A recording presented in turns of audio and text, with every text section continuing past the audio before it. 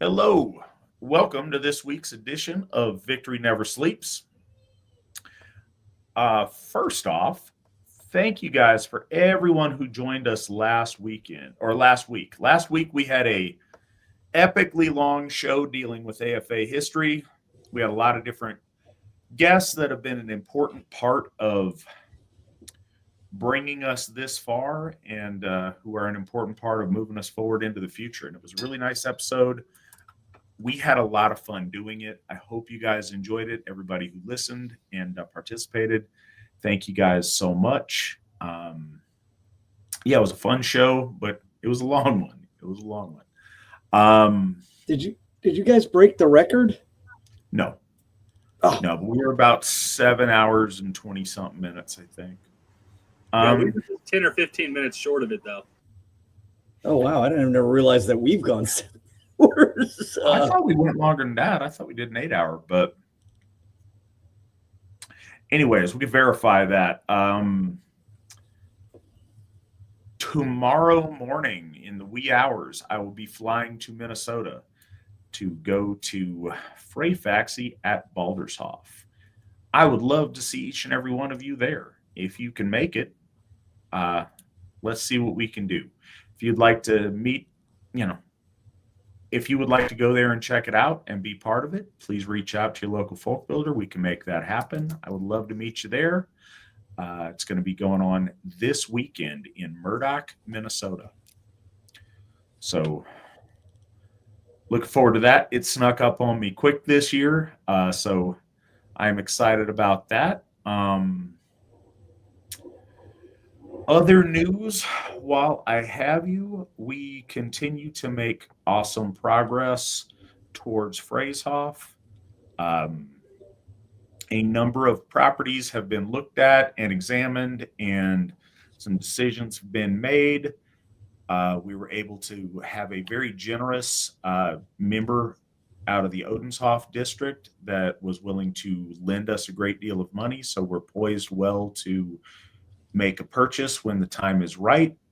We're trying to get that down payment war chest up, and you guys have been very generous. That down payment war chest is at $12,210, so that's huge.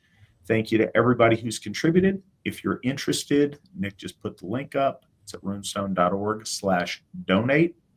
But yeah, thank you, everybody. You guys are awesome. And on that theme, we start off yet another show with a generous $30 donation from GW Farnsworth. Thank you so much. It is always very much appreciated. Anyone who is interested, as always, this is a audience participation question-based program. So we appreciate all the questions. If you have questions, you can submit them at any time.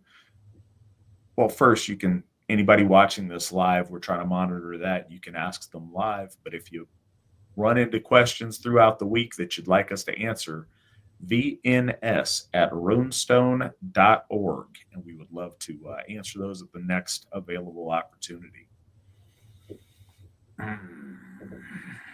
Trying to think if there's anything else top of the show wise. Wherever you find this, like, share, subscribe, tell your friends, tell your family, tell your enemies, tell anybody you want, send them this way. We appreciate the audience.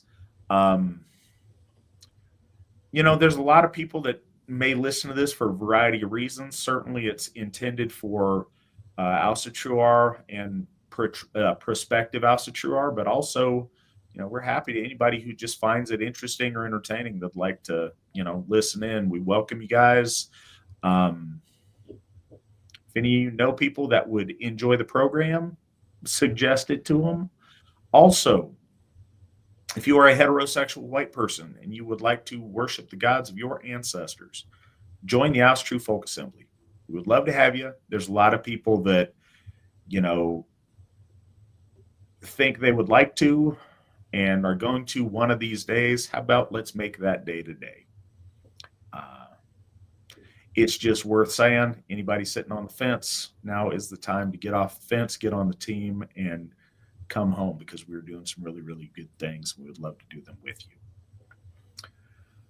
That said, tonight we will be going over a short poem, but a famous one. Of a lot of these smaller ones that we're doing at the end of this edda, a lot of them are pretty obscure and not frequently talked about.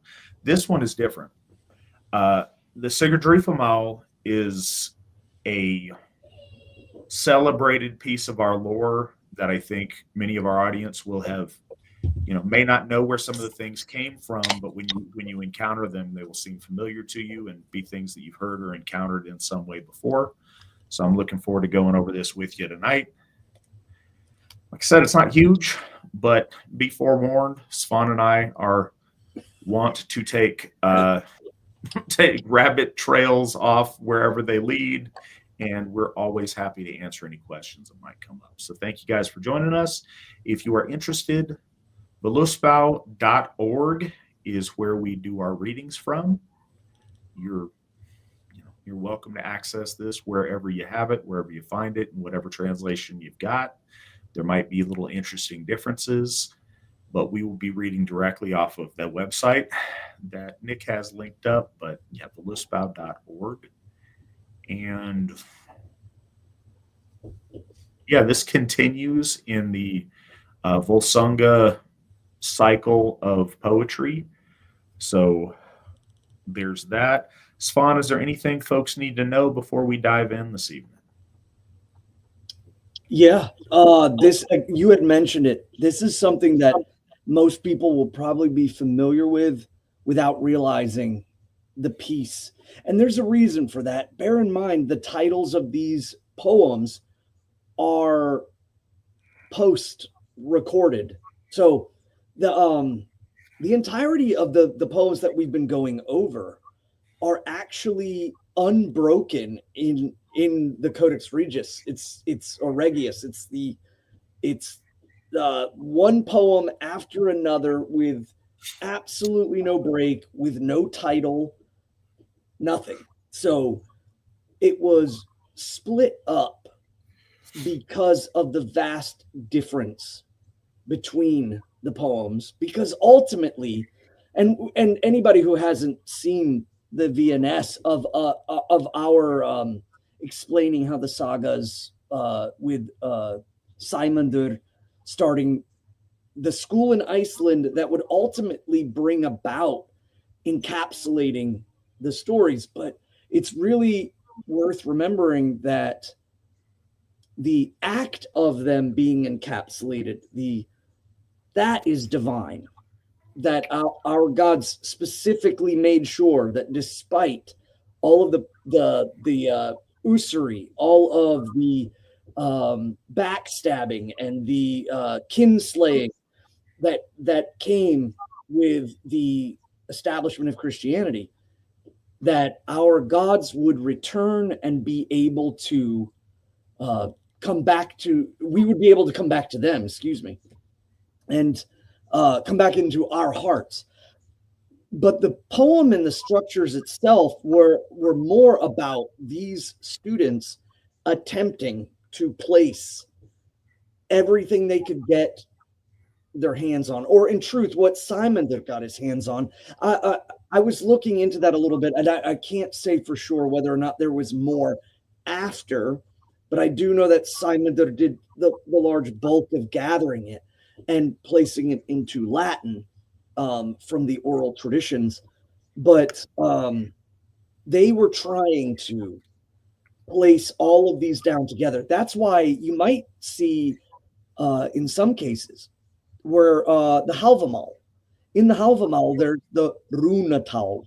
The Runatal is, of course, the section of the Hávamál that speaks about the runes. But there is more likely a point that those are two different poets reciting those poems, that they were gathered separately. As the poets memorized things, they generally did it in a single style, and to switch a style in the middle was mentally jarring. Or if they had learned a specific style of poetry, they might not know other types and ways of memorization.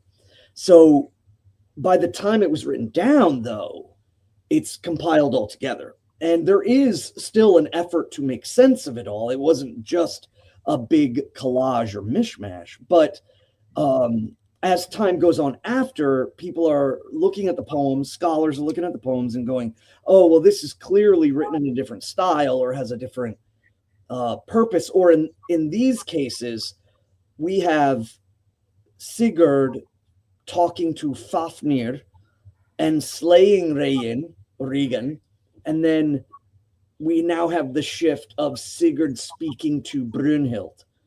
And so that's where we get kind of the names are then, okay, so we're going to call this Sigrdrífumál, and this is the part of that. But in the actual body of lore, it's unbroken. It just keeps going. And I think that is, again, indicative of their desire to just get it down onto paper and kind of sort out the details later in a lot of the ways. Because, again, oral traditions are based off of lifespan.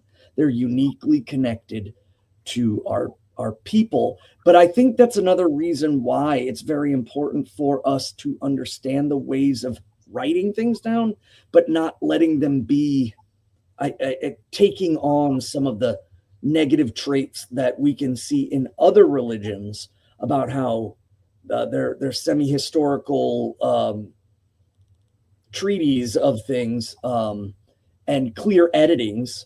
We are upfront saying, yes, this is edited, this is collected, this is brought about, but with the purpose of containing a tradition of poetry. And inside each one of these poems, you have these little tiny glimpses of the faith that we were separated from. And in this one in particular, there's a big one. The recitation and prayer of thankfulness is clear as day. And some people would argue this is the only evidence of prayer in the Germanic Aryan sense. I think that it's because they're looking at prayer from a more Middle Eastern lens. But one of the big things I think for us is proclamational speech and giving worship, and oftentimes through third party. So sometimes it's also about what is said and what is not said. But the ultimate point is that it's done through deed. It's physically done. And this has one of the big ones. So much so, I know that most everybody here might have heard the food prayer that law speaker Alan Turnage formulated. And I love this food prayer. It's helped me with my children to build a sense of unilateral existence with the divine, with our ancestors, with the food that we are eating, and all of these things. But there is another food prayer that has been making its way more, I think, slowly, but more meaningfully throughout the Asatru Folk Assembly. And that is one of Witan Daniel Young. And he specifically pulls from this poem. And it's not word for word, but it is certainly very paralleled to it. And there's good reason, because it shows a great sense of thankfulness, piety, and also, again, and when we get there, I'll talk about this, something unique that's not said that I think is very, very important, the understanding of the Germanic Aryan framework of faith. But it's disjointed, it's short, but I don't doubt that's going to have any effect on us and our ability to talk about it. So, all right. So, guys, before we get started, Alex donated $25 towards Phrasehoff. Thank you very much for that. It's always very much appreciated. And, you guys have been amazingly generous, and we're very thankful for that. Svan, whenever you are ready, if you would like to take us into tonight's text. Okay, so this starts off with Sigurd, or Sigurd, and he is making his way to the land of the Franks, where the plateau or the mountaintop, the flattened mountaintop crested in fire, where he will soon find the inhabitants. Sigurd rode up to Hinderfjord and turned southward towards the land of the Franks. On the mountain, he saw there a great light, as if a fire were burning, and the glow reached up to heaven. And when he came thither, there stood a tower of shields, and above it was a banner. Sigurd went into the shield tower and saw that a man lay there, sleeping with all of his war weapons. First he took the helm from his head. Then he saw that it was not a man, but a woman. The mail coat was as fast as if it had grown to the flesh. He then cut the mail coat from the head opening downward and out of both sides of the armholes. Then he took the mail coat from her, and she awoke and sat up and saw Sigurd and said, "What bit through my byrnie?" And bear in mind, a byrnie is a chainmail or an armor top, usually short-sleeved and going to the knees. If anybody has, sometimes they're called hauberks or just simply chainmail shirts. But I want to say that to get that confusion out of the way. She says, "What bit through the byrnie? How was broken my sleep? Who made me free of the fetters pale?" And for a lot of folks that might not know, the word fetters are bindings, manacles, ropes to tie, anything that locks someone down. That's why they call Lord Odin the freer of fetters. And Sigurd responds, "Sigmund's son, with Sigurd's sword, that late with flesh had fed the ravens." He's mentioning his slaying of his enemies, both Fafnir and Regan. Sigurd sat beside her, asked her name. She took a horn full of mead and gave him a memory draught. Now that is something unique immediately. She takes a horn and gives it to him.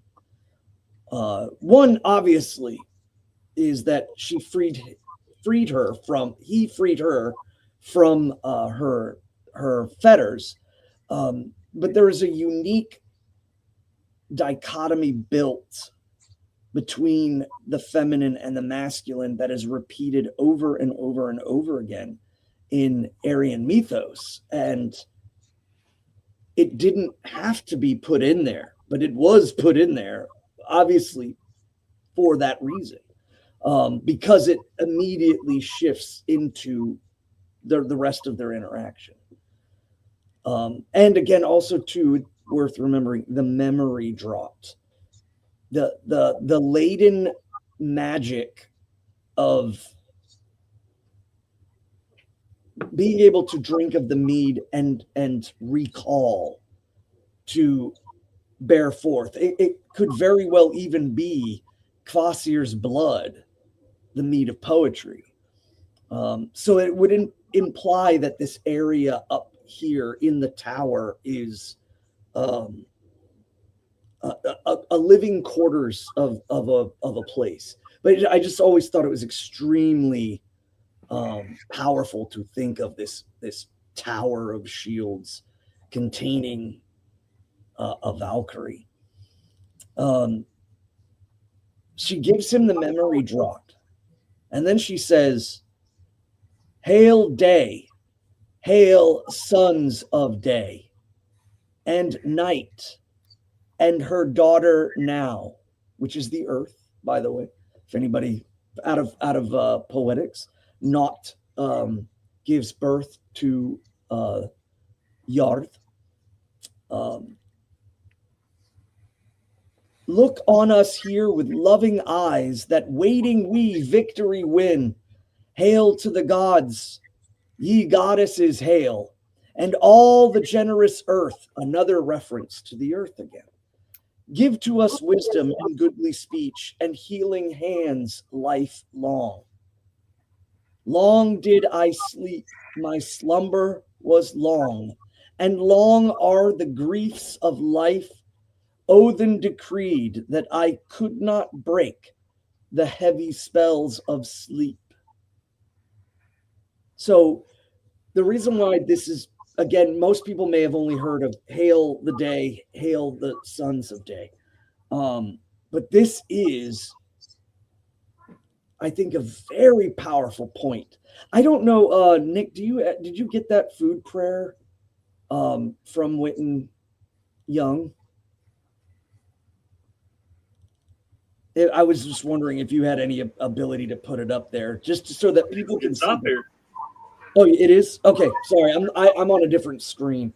The parallels are beautiful, but there's some points to this too that I was thinking about in lieu of the show tonight.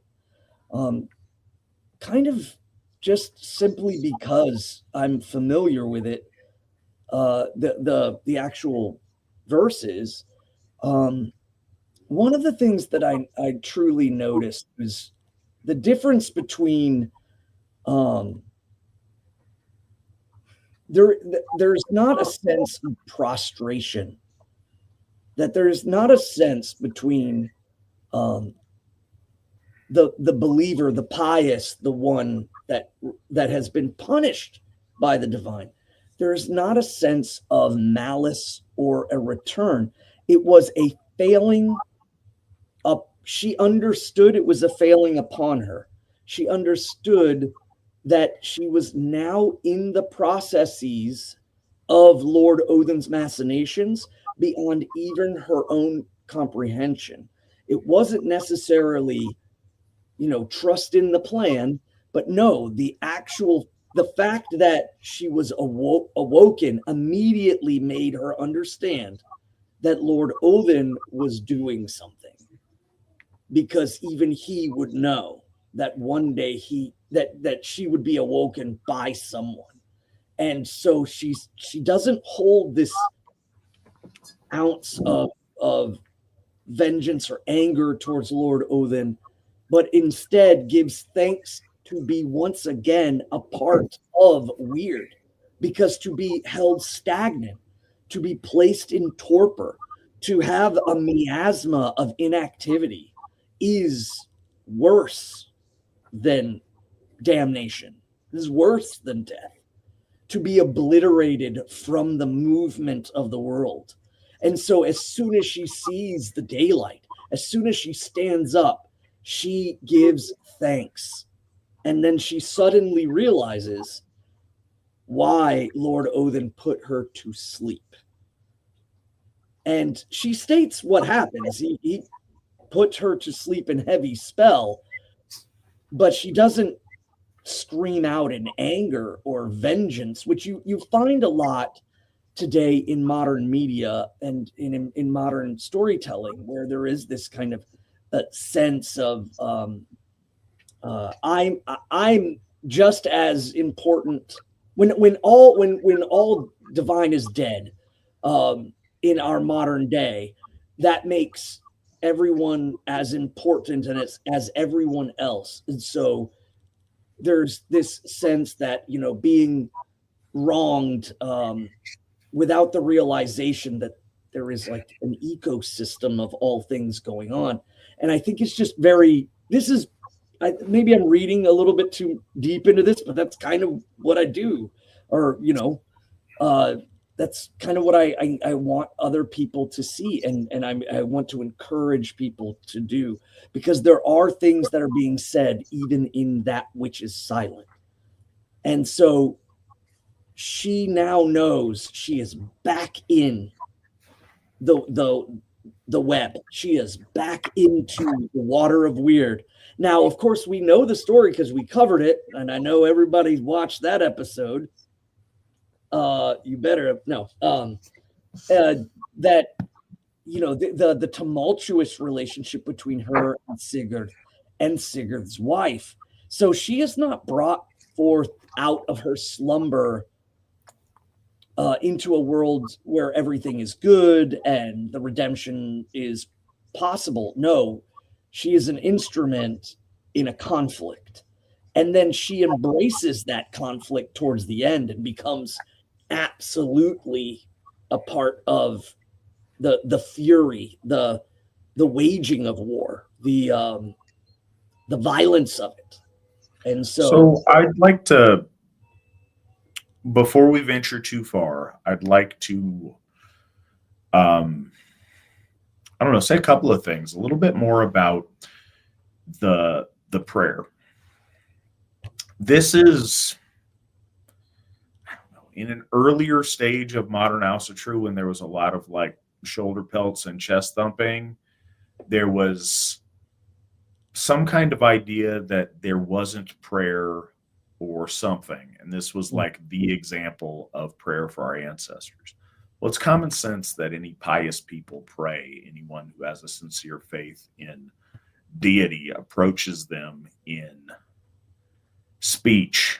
This is an example of thanksgiving as well as asking for, a variety of things.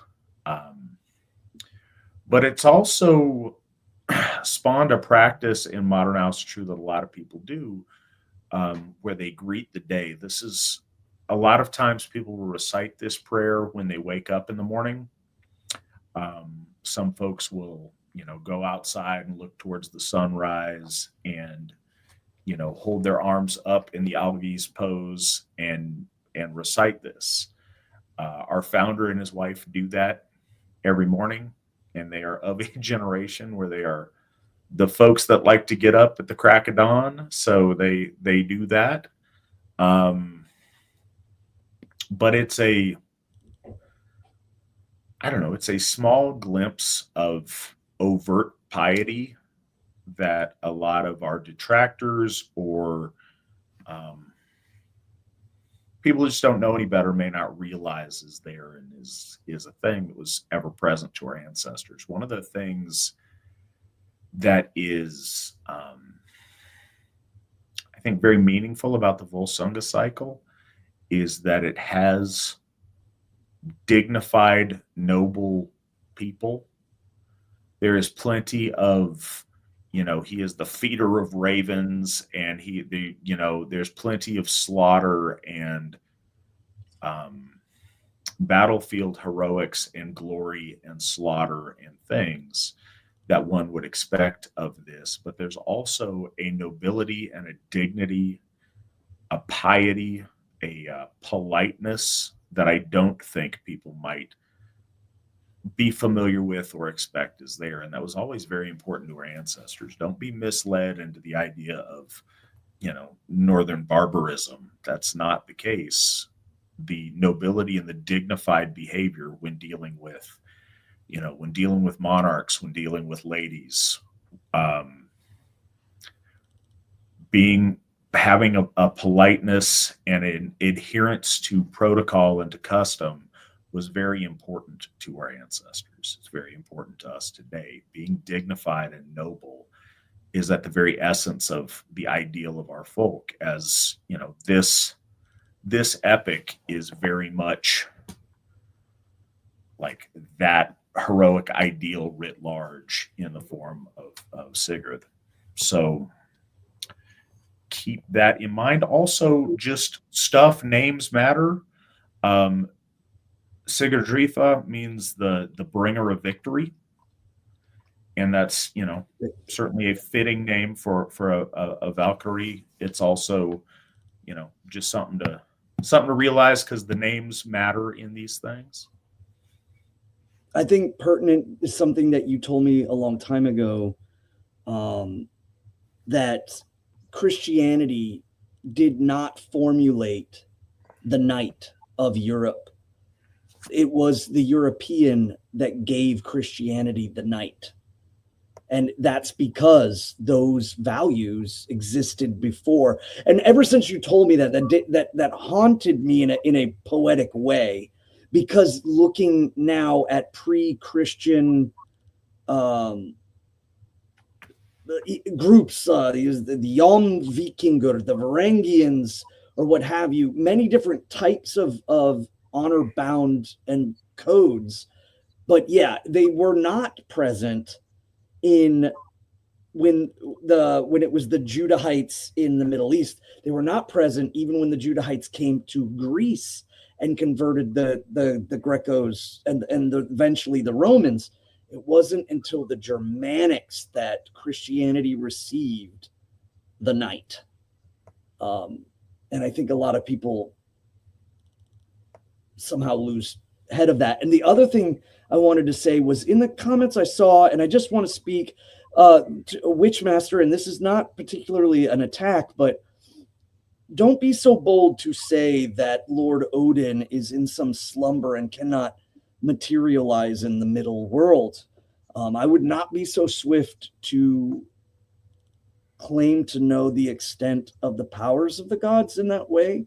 And I would encourage you to consider perhaps the miasma, the sleep, is ours and not his. And that our waking up is one of that is to be deserved. Just simply because there was a comment made that Lord Odin cannot break, he says Odin cannot break the heavy spells of sleep because he is still in the dream realm and not yet materialized here on Midgard. But Odin can be evoked, not invoked. And I understand what you're saying on that latter half, but that front half, I really do believe that the slumber is upon us, and that those deserving of waking are the ones who will attain. But it requires great effort, and more importantly, it requires group effort. It's not just simply a Faustian project of the individual, which is another folly that I think a lot of people fall down. But I just wanted to say that out here because I caught it in the corner of my eye. Sure, I want to hit a couple of other things here too. So, Svan, you're over nice. No, Odin's not asleep. Odin's awake and active. Odin lives. Odin can do what Odin wants to do. Some kind of idea that he exists in some dream realm or whatever. That's not supported by anything objectively. Not only is he not asleep, but he actively awakens. That's one of the important elements. The Allfather is he awakens and stirs the soul of our folk. That's why we are here doing the things we do, is that he has called us to it through his active participation. So yes, the gods can communicate through and exist in dream space, but they also exist far outside of our understanding, beyond the veil, doing a variety of things. And we are impious to suggest limitations on their powers unless we know that to be true in some case. And so I think it's a really important thing. And it's not to slap anybody down. It's just to, it is important for us to speak with authority on the things where we know them, and to correct anything that might be a confusion or a misunderstanding. Also, I want to note, just before I forget it, Austin donated $20 to the Baldur's Steeple. We appreciate that, Austin. Thank you for that. And Ronald Blake bought us 5 coffees. We appreciate that very much. It's a $25 donation. Thank you for that. Something I wanted to say before the poster leaves and may not be here to hear it. Is Asatru tolerant towards witches? Continued, nature, spirit, witchcraft, like Wiccan venerating Norse polytheism, something like shamanism. to borrow a Christian reference, the devil is in the details. I think that all of that really matters. I think truth exists.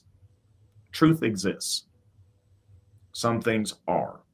If one's exploration of Wicca, because that's the thing. Somebody mentions in the chat, it's like a completely different religion that's very figured out. Yes and no. It's also a catch-all for any eclectic, pagan-friendly explorers that haven't found their home yet. There's a lot of people that have come to Asatru through Wicca over the years. There are, in the way back, some really defined schools of like Gardnerian Wicca, but most Wiccan things are very eclectic and very random and hodgepodge. And when I say that, we ought not throw out the good with the bad. That is, I don't think that's the best way to interact with the divine, but I do think that it opens people up to the realization that gods of many different peoples are real and exist. And depending on their focus and the things they do, I don't preclude that Wiccans can't seek the favor of our gods and interact with them in some way. I think often some of them do, and that leads them home to Asatru, and I think that's a really good thing. So I don't discount. I think that how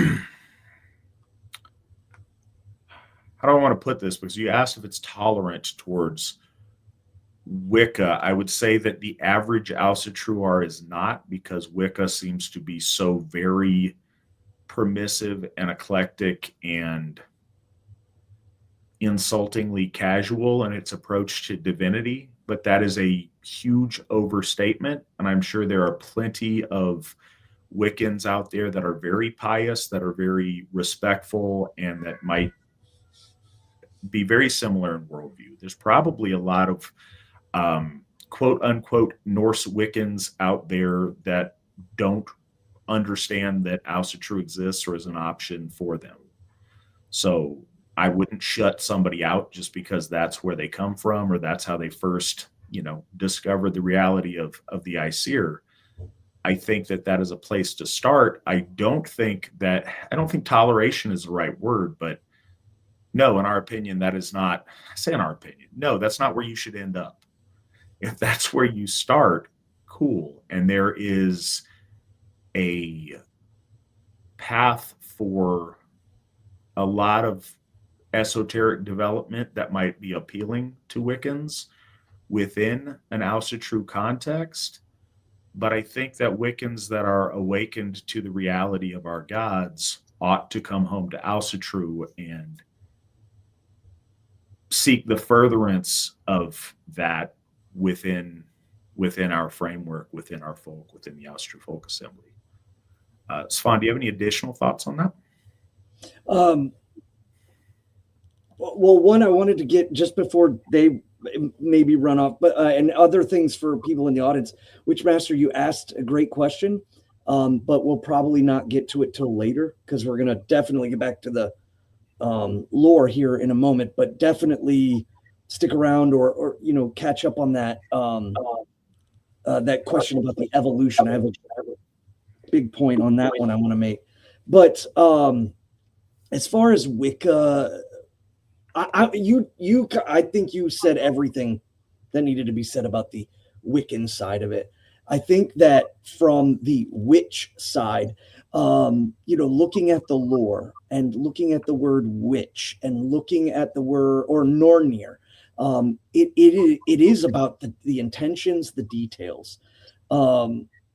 There are plenty of evidence in the lore in which witches of both great might involving spiritual magic and the runes, and the first two that come to mind are actually like opposite in gender. The spiritual magic and shamanism is done by a man, and the rune magic is done by a woman.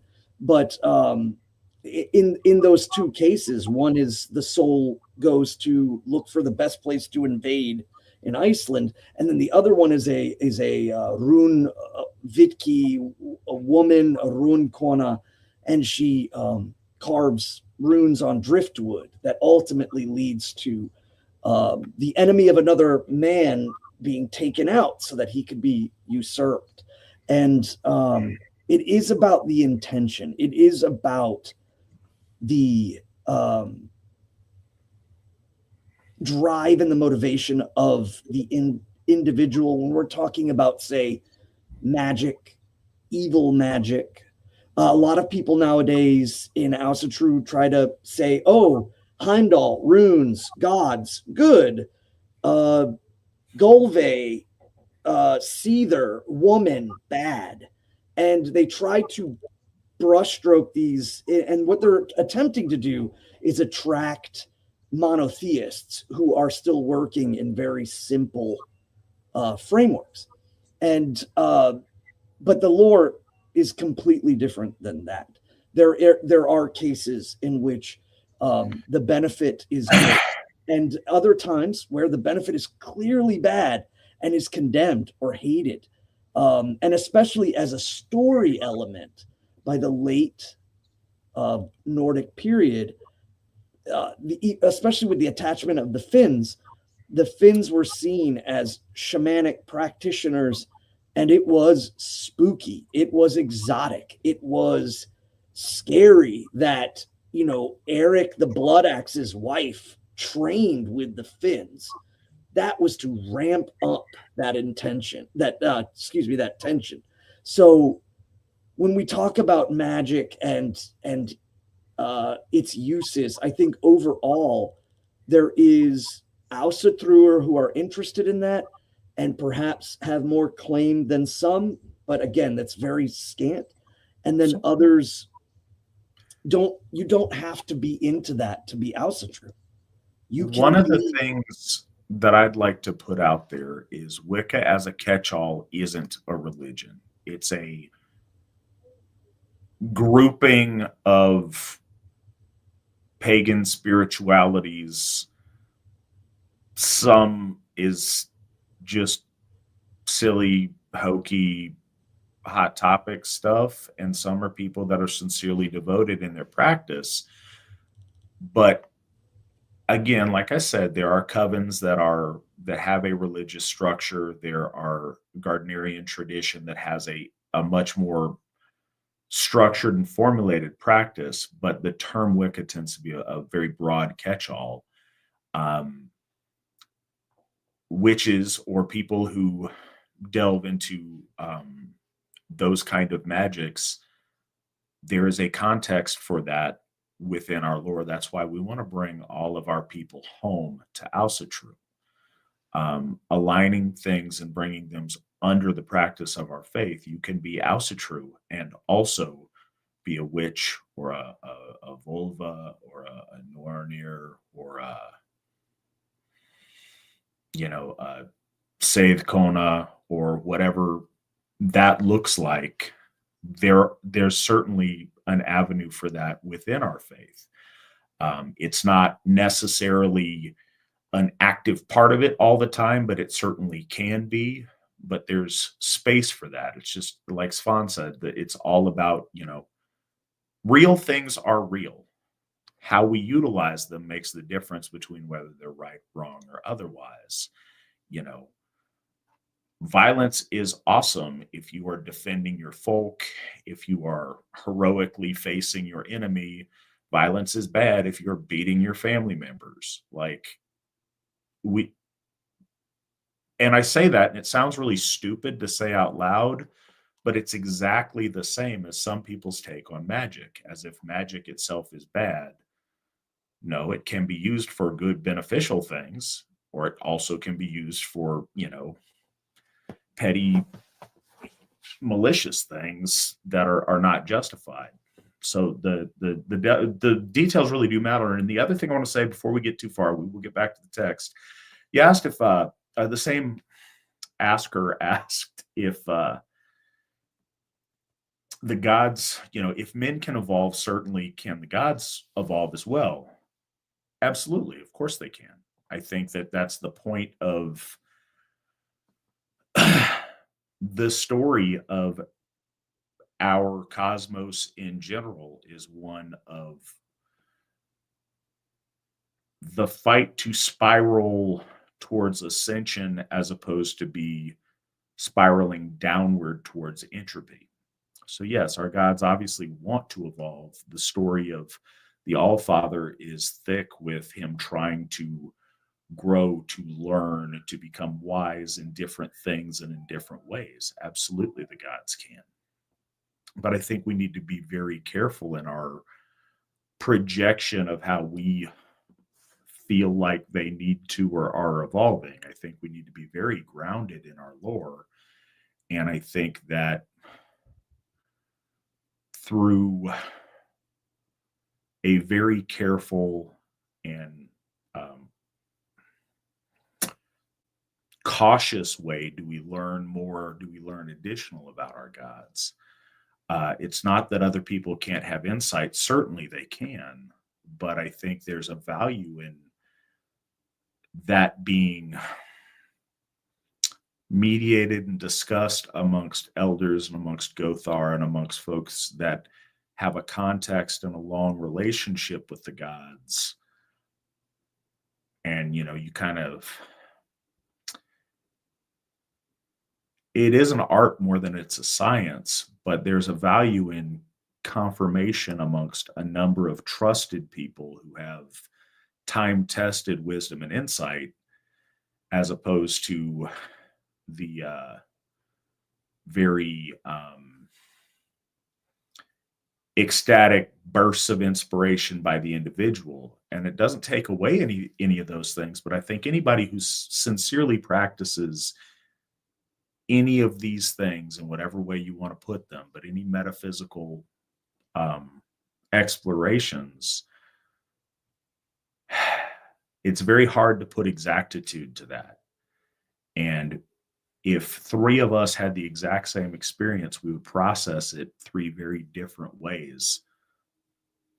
Coming to a reasoned consensus and some sort of discussed distillation of that is very important. And that's why it's really valuable to do that in the presence of elders and Gothar and people that you trust have some insight into this for a long time. So, you know, it's not to take anything away from it. It's just to add context and discernment to it. One other contextual bit I want to add about Wicca, though, because he mentioned nature, spirits, and shamanism and all that. And it's the big thing that I dealt with when I left Wicca was, you know, trees and rocks and animistic spirits versus the Vatir is a big difference. That's the thing. It's very hard to speak about Wicca as a thing because it's not a thing. It's like an umbrella for a very, very broad category of things that some people are very eclectic. Some people have their Wicca practice very exclusionary to a very specific way, or maybe even a very specific god or a very specific goddess. Some of them build on tradition. Some of them just randomly do stuff. It's very hard because it's describes such a broad and something that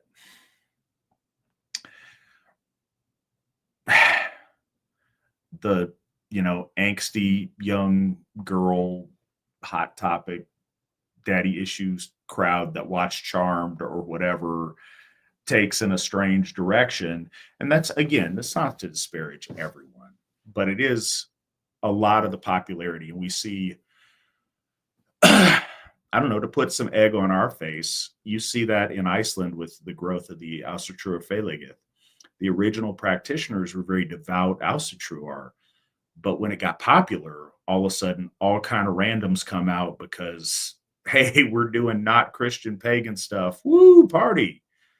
And it very quickly loses the piousness and the genuineness of the practice. It's just like all the quote unquote pagans that go to Stonehenge and leave mountains of garbage every year because it's just a big excuse for degeneracy masked in our traditions, which is really unfortunate.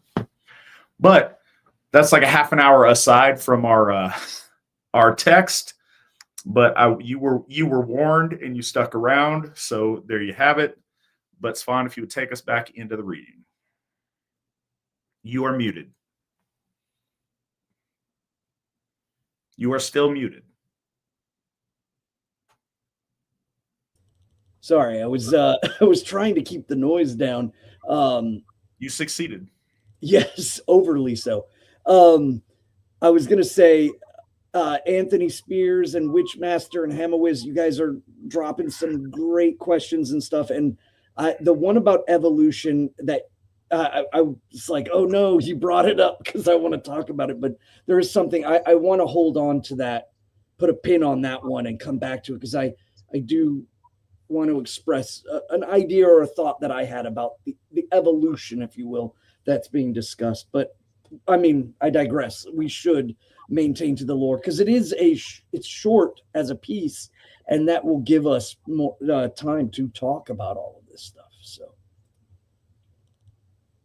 okay, so it cuts then to a narrative, and it after the awakening and the prayer, and it comes as a narrator.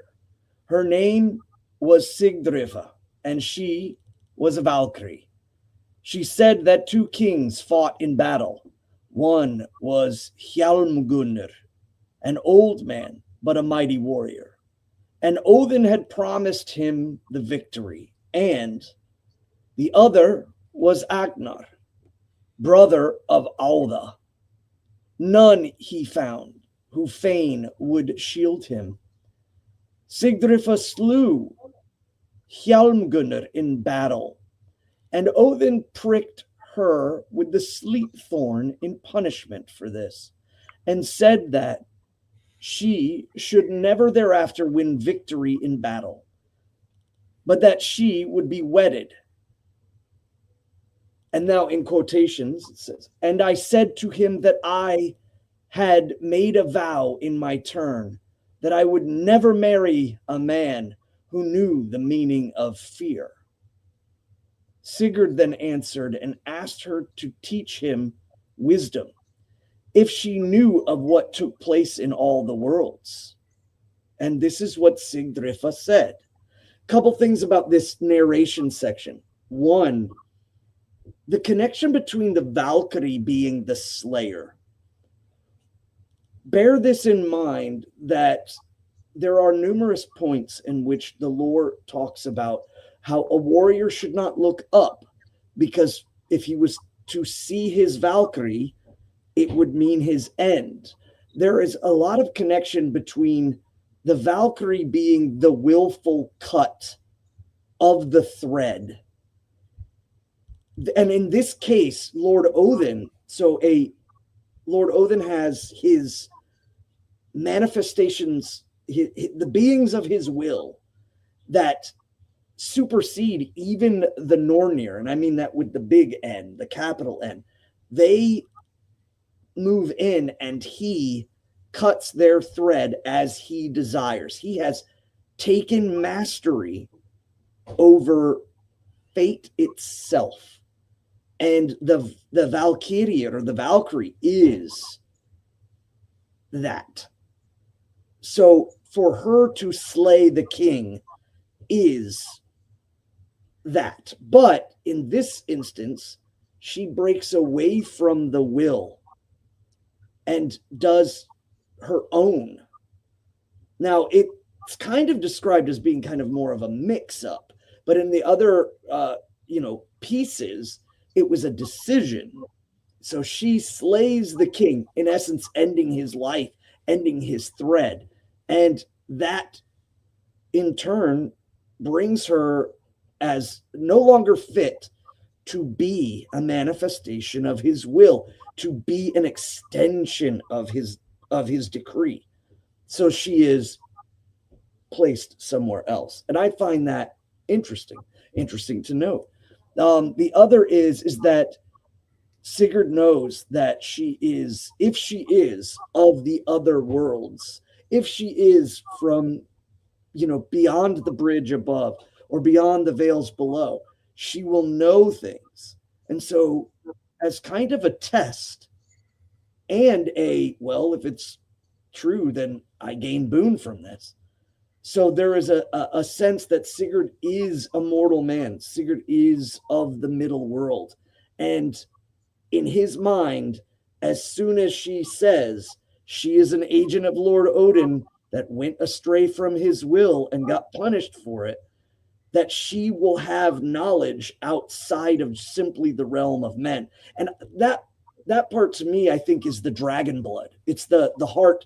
In the last poem, when he was drinking from the heart and ate the flesh of the dragon heart, he gained an understanding of not only just wisdom, but the application to find out more. And this is a double-tongued kind of prodding into her. If she's for real, she will produce substance, and if she does produce substance, he will gain from it.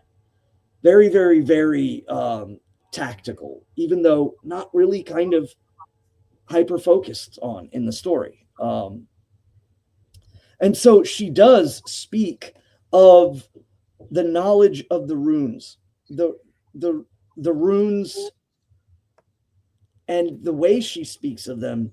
She speaks of them in not so much, say, a reading of the Tales of Fate, or even strictly the projection of the will. They're very specific. And I think that's part of the story element, is what makes the runes that menfolk do any different than the runes that the gods do. Well, there isn't, because it comes from the gods, but that the gods have precise and powerful and unique formulations that garner results. And in the chat on the side, I saw some folks talking about rune stones in the US.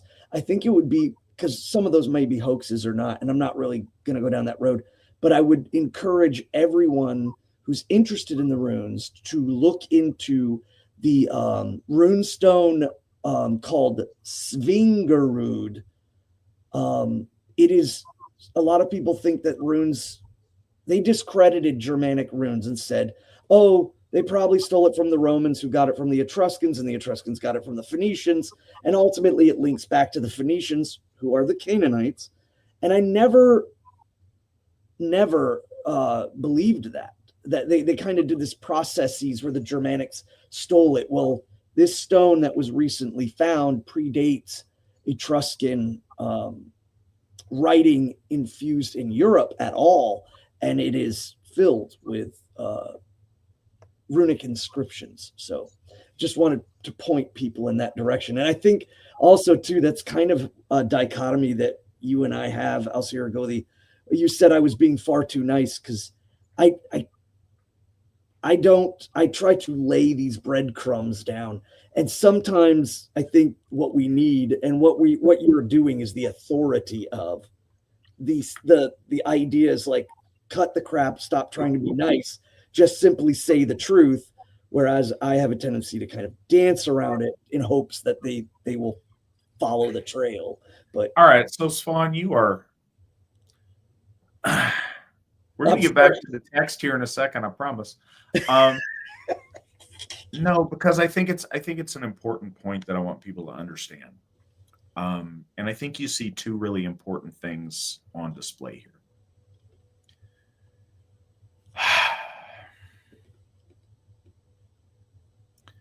There has been a current in modern Asatru for a long time. Wait, I'm gonna use the restroom real fast. Sorry to interrupt. But some people. All right. No, I was just gonna want to use the restroom. I'm playing. Go do your thing. You're fine. Yeah. What I was gonna say though is, there's been a current for quite a bit of time to where, and I think this is a product of its time, and I think it's also a product of being the first generation to rediscover something, and there was a lot of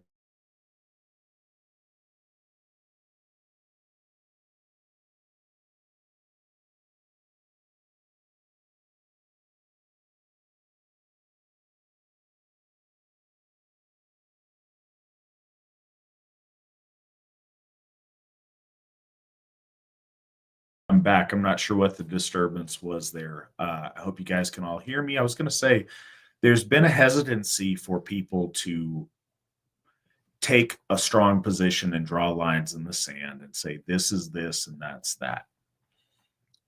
And one thing that is really important about the Asatru Folk Assembly and about Svan and myself, we are both men who have devoted our lives to being priests of the Aesir. And neither one of us wants to overstep or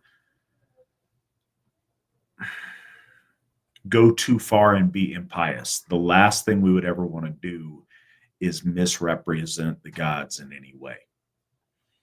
But it's strange because we also have a responsibility.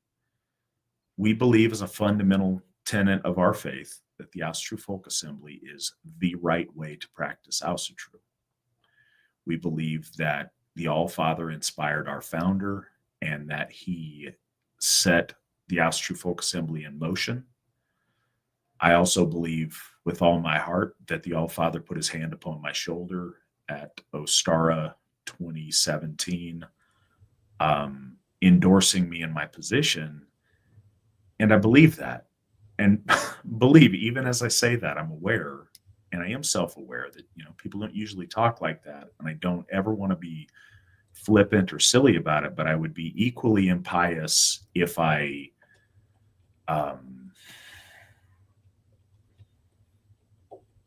abdicated the responsibility that comes with that by downplaying it or by not taking a firm position when I believe a firm position is warranted and the right way to go. So, especially while the both of us are on here, Svan errs on the side of piety, of not wanting to overstep, of not wanting to, we don't ever want to box the gods in. So when we say, here is a line, this is right, this is wrong, we always want to be accurate with that. We don't ever want to do it wrong. And I think that Svan is very cautious of that.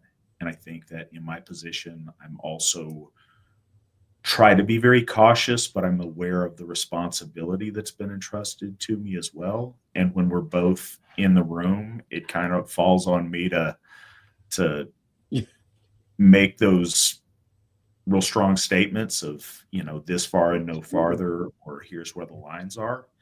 And so that's why some of that happens. But please don't think that anytime that we do take a really hard stance on something, please know that neither of us would ever do that inauthentically, and we are always very aware of the responsibility inherent in that. I pray every day that we do this show before I come on air to ask specifically that the gods, help me to not do that.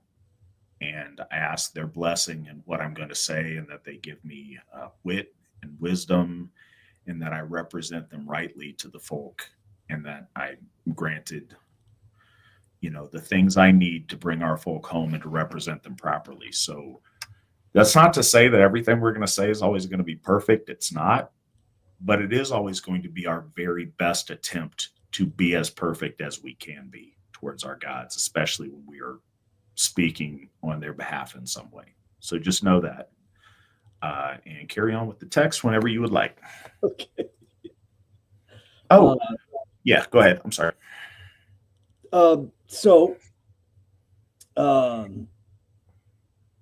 She agrees. He says, if you are out of this world, if you are out of the middle, the Midgard, then teach me wisdom. And so then it shifts back to the poetic verses. And so she says, beer, I bring thee, tree of battle. So she says beer, and it's very interesting that the word bior is utilized, the actual word beer. So she offers him another horn, and she calls him the tree of battle. So, you know, the folks that I've been seeing recently talking about Yggdrasil, we are Yggdrasil, we are the tree. This concept was not lost on our ancestors either. She calls him the tree, but he is the tree of battle because he is a warrior. And she is awoken by one who knows not the essence of fear. He slayed a dragon. He drank its blood. He ate its heart. She is right now complete, not the possibility of even being rescued was one thing, but the idea is, again, there is a mortal man out there who knows not fear, and a Valkyrie knows men's fear. They know our fear in battle. They are quite intimate with it. And so there's an excitement there as well, kind of building it as a storyteller. This is kind of the things unwritten that I would immediately start kind of keying in on. So she says, beer I bring thee, tree of battle, mingled of strength and mighty fame, charms it holds and healing signs. The words leeknstava, leek, anything that leech, garlic, because of its use in medicinal. So the word leek has any connection to medicine, but the word signs is not correct. It's the stava. So speaking of the runes, I think also too, Bellows did these different words so to make the translation not so repetitive. She says that the beer itself holds charms and healing runes, spells full good and gladness runes, gaman runa, the runes of happiness. So she then speaks, winning runes learn if thou longest to win, and the runes on thy sword hilt write, some on the furrow and some on the flat, and twice shalt thou call on Tyr. So she's speaking about the furrowed groove in the center to reduce the weight of the blade, but that the runes themselves, and she's, in this case, there's no true like mention of the two Tyr runes, but it is runes in general, the runes that she is teaching him. And these are being purposely vague. But that when you do carve these runes in the flat and in the furrow, you shall call upon him, he who is the Lord of combat, the Lord of war, the Lord of nations, Tyr, and invoke his power to bless these runes. And that's another interesting thing about the idea of carving runes, but also asking the holy gods to imbue the runes, or in essence, that as your deed goes into weird and they gather at the Well of Erd, they know, recognize, and place within it their blessings. And then she turns, and this is where the poem begins to kind of drift into just like a montage, if you will, of learning. She says, ale runes learn, runes around ale. And that in question is, from what we have, is runes that protect you from poisons, runes that protect you from illness or malice. It could also be brewing runes, but this case is more towards the malice because of what's said after. It's ale runes learn that with lies the wife. So, of course, we've seen in numerous of the poems where an evil queen or an evil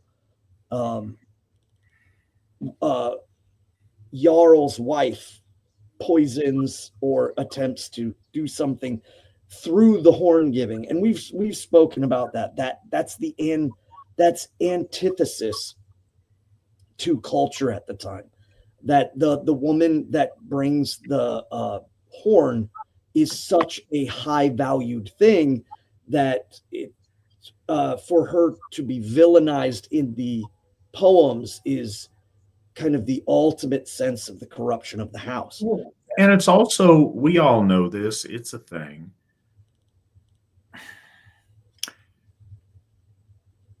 Women's power is wielded in subtle ways, and that's for good or for ill. Because I don't know if anybody else is, I'm sure we've all seen this in different ways. One of the most gross things is when you see women try to pretend that they're men. If they try to execute power in masculine ways, it doesn't work right because they're not men. So when women try to outman men, that's not how it works. That's abdicating the things that they naturally have a skill towards in order to ape things that they don't have the inherent power of. And I mean, obviously, same thing when men try to do things in womanly fashion. Women's power is most effective when it's done subtly and with a softness. They have a tremendous ability, magically and mundanely, to influence circumstance by adjusting group dynamic and the relationship between men and things, by calming disputes, by showing particular people favor and deference and others ignoring, by all of those things can enhance the order of a group. They can enhance the might of a king. They can enhance the effectiveness of his counselors or of the warriors to bond together, or they can sow discord, and they can, whisper in people's ear and seduce men into all kind of nefarious behavior. But they can also reinforce men's duties with the same powers. And so you see women, you don't see the woman stand up in the hall and challenge the, loud dude to a fight. That's not how that works. But you do see women when they have an axe to grind sometimes. You see them poison drinks, or you see them cast spells upon things, or do those kind of subtle influences. And this is an interesting, because it comes from a woman, like, hey, heads up, here's a thing to do, and this will help you against women trying to do you harm. So sometimes you have different arrays of magically skilled women, like, engaging on each side of a conflict to negate the other's subtle effects. And this is kind of it is interesting when a woman is giving him the tools to thwart nefarious attempts by other women. That's a special thing. And I think you see this in different motifs. You see it with women when their men are about to go out to battle. You see it with, advisors towards a king. You see it with mothers towards a son. You see this sometimes. So it's kind of a neat glimpse into the gender politics of the time. And it also has pertinence to later, or in the future of the story, which is really interesting. It's even against her. that's an interesting part of that as well, is that she kind of ends up becoming that very instrument. I did want to say, so the part about the runes and calling upon Tyr, I didn't want somebody to go out there and say, well, like Svan said, that the 2 runes are the Tyr runes. That's not really what they're doing. I wanted to point it out in this next verse, the reason why there is a mentioning of Tyr twice, and the idea that that's connected to those runes is because there is a mention of another rune that is carved as well. So I'm not saying that it isn't, but that the focus is correlated because of this stanza coming up. She says, ale runes to learn that with lies the wife of another betray not thy trust. On the horn thou shalt write, and the backs of thy hands, and need shalt mark on thy nails. For those who are knowledgeable in the runes, there is a rune called Nauth in the Younger Futhark, and that would be known at this time. Is most likely the rune that she is referencing in relation to carving on the nails. Now, there's no specification if there's carving on the back of the hands. There could be. It's not really emphasized. It's simply that it is rista. It is written on the horn, on the back of the hands, and on the nails. And this again adds another development in the understanding of that rune. Or another way to look at this too is that's, I think, from the story aspect, from the storyteller to the audience, the fantastical level of the runes could be, I don't want to say it's not possible, but what I do kind of have this inclination to believe about is that the storytellers knew that the runes were a plot device to really give the audience what they wanted. And so sometimes they could be viciously precise, specific on things that they were talking about. So, you don't see that so much in other, like the continental, the Anglo-Saxon, and the German rune poems, and or the rune songs, or the Merseburg charms, and so on. They're very vague. But by the Nordic period, it was, this rune, or I know a rune, and they won't specify it, but it will, blow the hinges off of doors that have the hinges facing outward. Very powerful. And I think that there's more symbolic meaning than the specificity of it. But so a couple of things I wanted to say too. In the time of the writing of this, we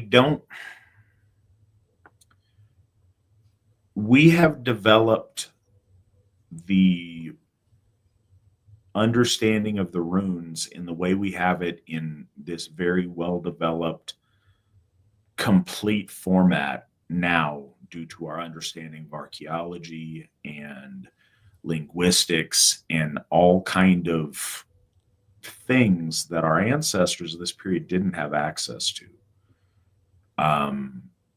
So we may be really familiar now with an accepted understanding of the runes in their different rune rows and what those things mean. That wasn't a given for our ancestors. They were inherently very mysterious. It's very obvious to, any brand new Asatru who's curious enough to pick up rune lore that now these is the need rune.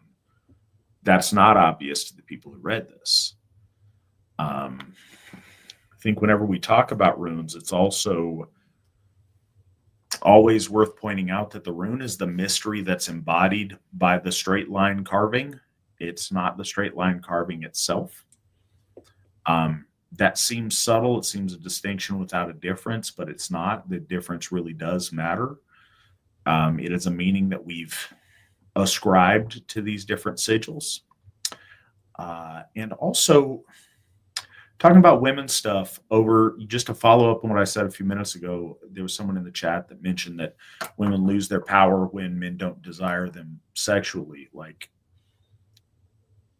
women leveraging lust and sexual attraction is absolutely a fundamental part of a lot of their subtle manipulation of things, certainly. But it's not the only part. Often you see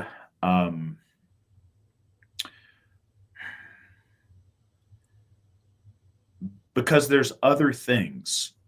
You treat an old lady that's being mistreated very differently than you treat other things. And not because you sexually desire her, but because there's an inborn instinct towards defending women. So women are able to leverage pity. They're able to leverage other things. Like there's talk in the lore, the men aren't going out to fight, so the women will go out to fight and bare their breasts and like, if I'm out here having to be on the front line, what are you doing back there cowering under the table? That's not because the guy lusts after her. It's because she is utilizing honor and shame by her example of her going out there and doing the hard work. We see that today. If we're at a Hoff or something and you see the ladies have to start moving the furniture and doing the heavy lifting on stuff, the guys are inherently like, okay, guys, break this up. This is ridiculous. We can't let the women go out there and be hefting the stuff. That's shameful. So there is a leverage of a lot of those things that isn't just confined to sexuality. A lot of it is, and I'm not denying that, but that's not the end of it. There's ways that that's done very differently by children, by older women, I've seen that play out in a lot of different ways. So it's not just that. Yeah, I would even argue too that that mode of thought is very Mediterranean-esque, and I'm not going to say strictly Middle East because it pervades throughout, but that was kind of the hag, the Hecate kind of sense that when a woman lost her ability to have children and be sexually viable, she turned into this kind of crone hag element. And I think that modern day Wicca, or especially on the feminist circles of there, want to push that because, just how terrible men are.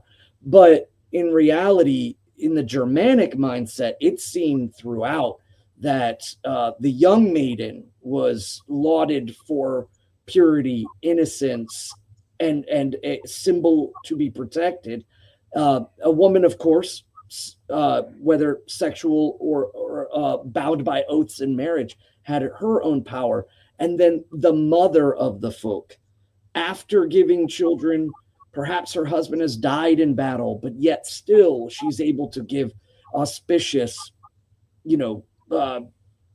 readings forward, and people listened, and that had its own power too. She wasn't ostracized to live in the edges of the woods in a shack. If she did that, that was because she was shunned by the community for some reason or another, the community as a whole, not just men. So I think that's important for us to kind of recognize those cultural differences between the Germanic Aryan folk and their cousins, or perhaps late Hellenic. A random other side thing, and we will get back to the text. This is just what we're doing. Sexuality is hugely important to all mammals, and us, we are no exception. I think there is a tendency within Asatru sometimes, because we've seen so much sexual degeneracy in paganism generally and in the world around us, to kind of overcompensate to a puritanical thing. And I don't think that's warranted. Sexuality certainly has its place and it motivates a lot of things. But one of the keys to noble people is it's not the only thing. Sexuality motivates beasts. It motivates us too, because we have that element to us. But noble principles do as well. That's why the protection element isn't protection so that we can mate. It's protection because it's the right thing to do. It's championing the weak because we are strong. There's a lot of noble things that are incorporated in there. And I think reducing everything down to a sexual impulse isn't really our thing. I think you do see that in other groups of people. And that's one of the kind of differences between Freudian psychology and Jungian psychology is you see Semitic peoples often shaping the world in that very, very sexual context, where one of the things that defines Aryan man is our ability to rise above that and have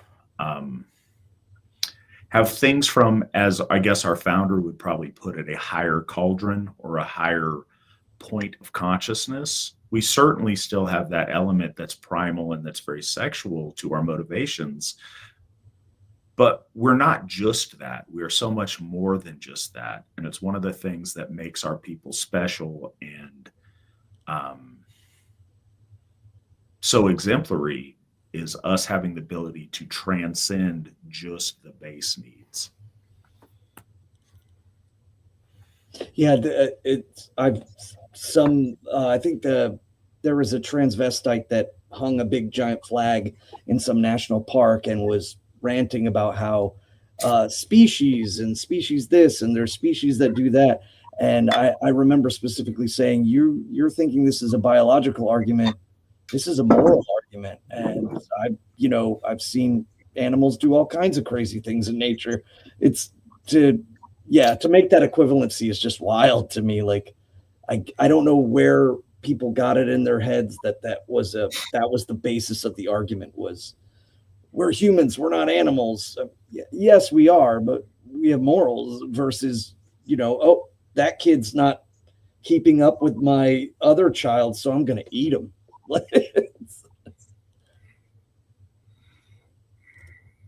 Anyways, I digress. So back to the runes. And so she says the ale runes to protect the ale from poison. But there's some other unique things here. After saying carving the need rune, or need shalt mark on thy nails, thou shalt bless the draught and danger escape, and cast a leek into the cup. There's a reason why the leek sometimes is utilized specifically in certain types of bloats of blessing. The leek is that symbol of the removal of, the health of, etc. So blessing the draught and then placing the leek into the cup. For so I know, thou never shall see thy mead with evil mixed. So that's the first power and lore that she places in his mind.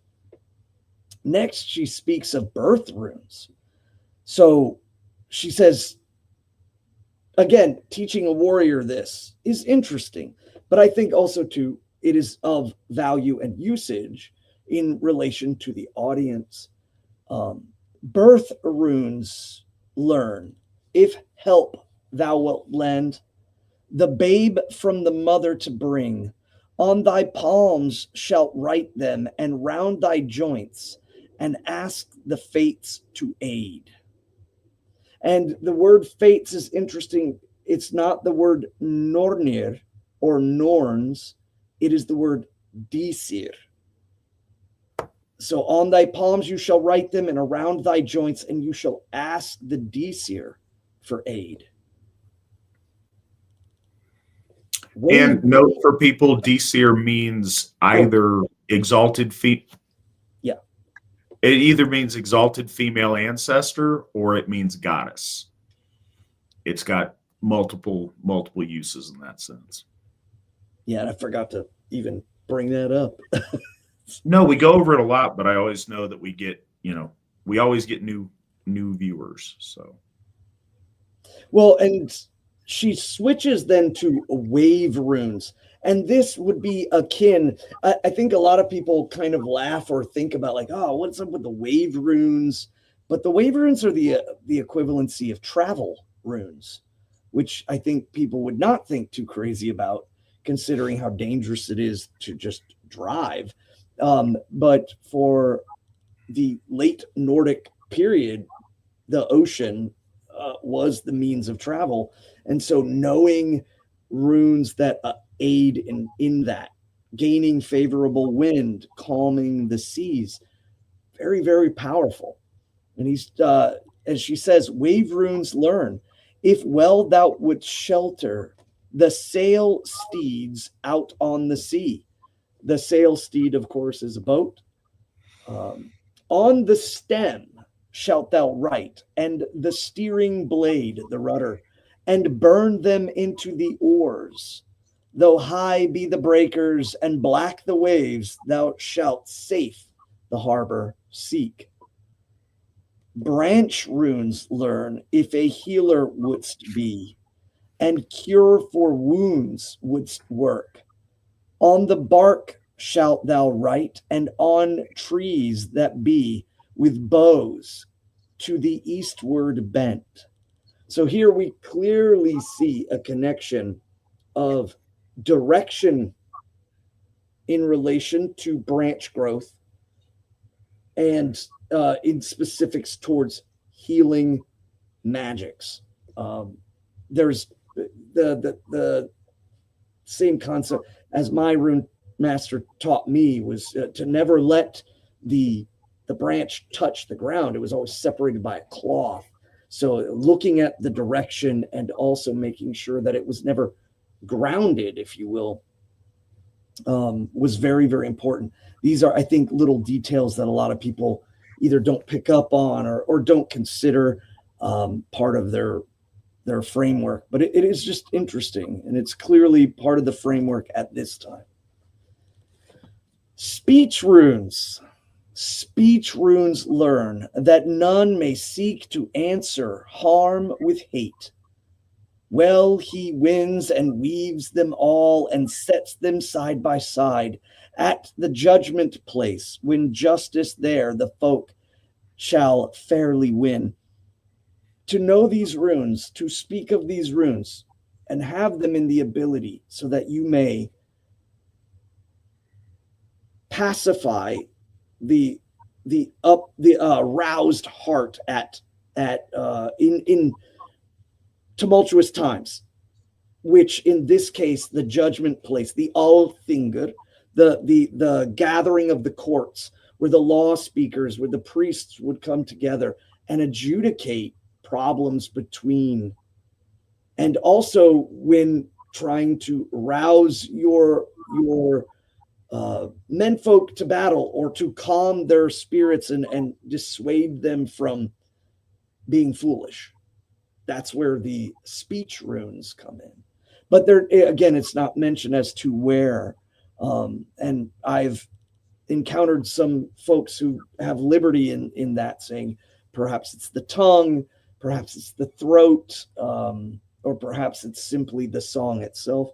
It's very, very interesting to think of the changing of the speech.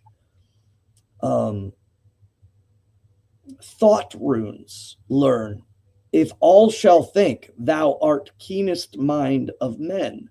And then there is a break here, and I can't remember if it's most likely ineligibility. And there is another one further on, but I did want to speak a little bit on that. Is when we talk about the magics and we look at the Golderbach, and a lot of folks will look at the Golderbach and say, oh, that's Hermetic, medieval, Kabbalah, whatever they, that's, affecting the runic. No, there are a lot of rune sigils in the Golderbach in relation to the very same content. And I think that either it could be written off as simply that's, most groups of people have desire to have the rune that will, make them be keenest of mind, but also to nothing exists in a vacuum. And when we say Kabbalist, we're talking about Jews of, and I'm broad stroking this, but Jews of the medieval ages, and they were already in Europe, and Christians and their Christian magic, the sigil magic, what have you, was already in Europe. But if you go further back, it's the sacred geometry of Greece. It's the power of word, both in Italy and in the Middle East and in Egypt. There was an accumulation of a lot of that ultimately led to what those groups are. And it could be even traced all the way back to the Babylonians and influenced by shamanic practices and the idea of placement within the world, etc. But I just, people kind of get on some of the magical practices of like the Golderbach and say that it's overly influenced by this or that, but you can see the intent of the runes here are expressed almost the same in the Golderbach. The only difference is the style. And since the symbol is not the essence of its power, it's the sound, I think that would be a more unique argument to make, is that sigil magic from medieval Hermetic and geometry may be not in accordance with our souls as Germanic folk, because ours was so clearly based around sound. But that's a whole nother thing. I just wanted to kind of throw that up there. So there is this spot where we lose two lines. And in 13, it says, then Hropt arranged and them he wrote. Hropt is Lord Odin. And them in thought he made. Out of the draught that down had dropped from the head of Heidropnir, and the horn from Hodrovnir. And of course, Heidropnir, referring to the goat. Let me see. I'm trying to see if that's. Oh no. So there's the goat in Valhall, Haven, but Heidropnir and treasure opener Hodrovnir are both in correlation to Mimir, specifically after he is placed in and becomes the access point for Lord Odin to gain entry into the well of memory, or the well that draws in, so that he can see it and gain its knowledge. On the mountain he stood with Brimir's sword. On his head the helm he bore. And then first the head of Mim spoke forth, and the words of truth it told. And then poetically, it's another part that's lost, but we're not deprived of everything. But again, what this is doing in the poem is that she is establishing that she knows knowledge that humans would not know.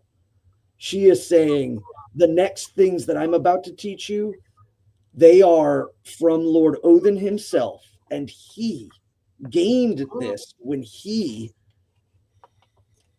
pulled out this knowledge from Mimir at the well. So it's another elevation or another kind of power reinforcement of the runes. And in 15, he says he bade, or he encouraged through this. The Mimir was teaching a Lord Odin, and Lord Odin was the one that told her or told the gods.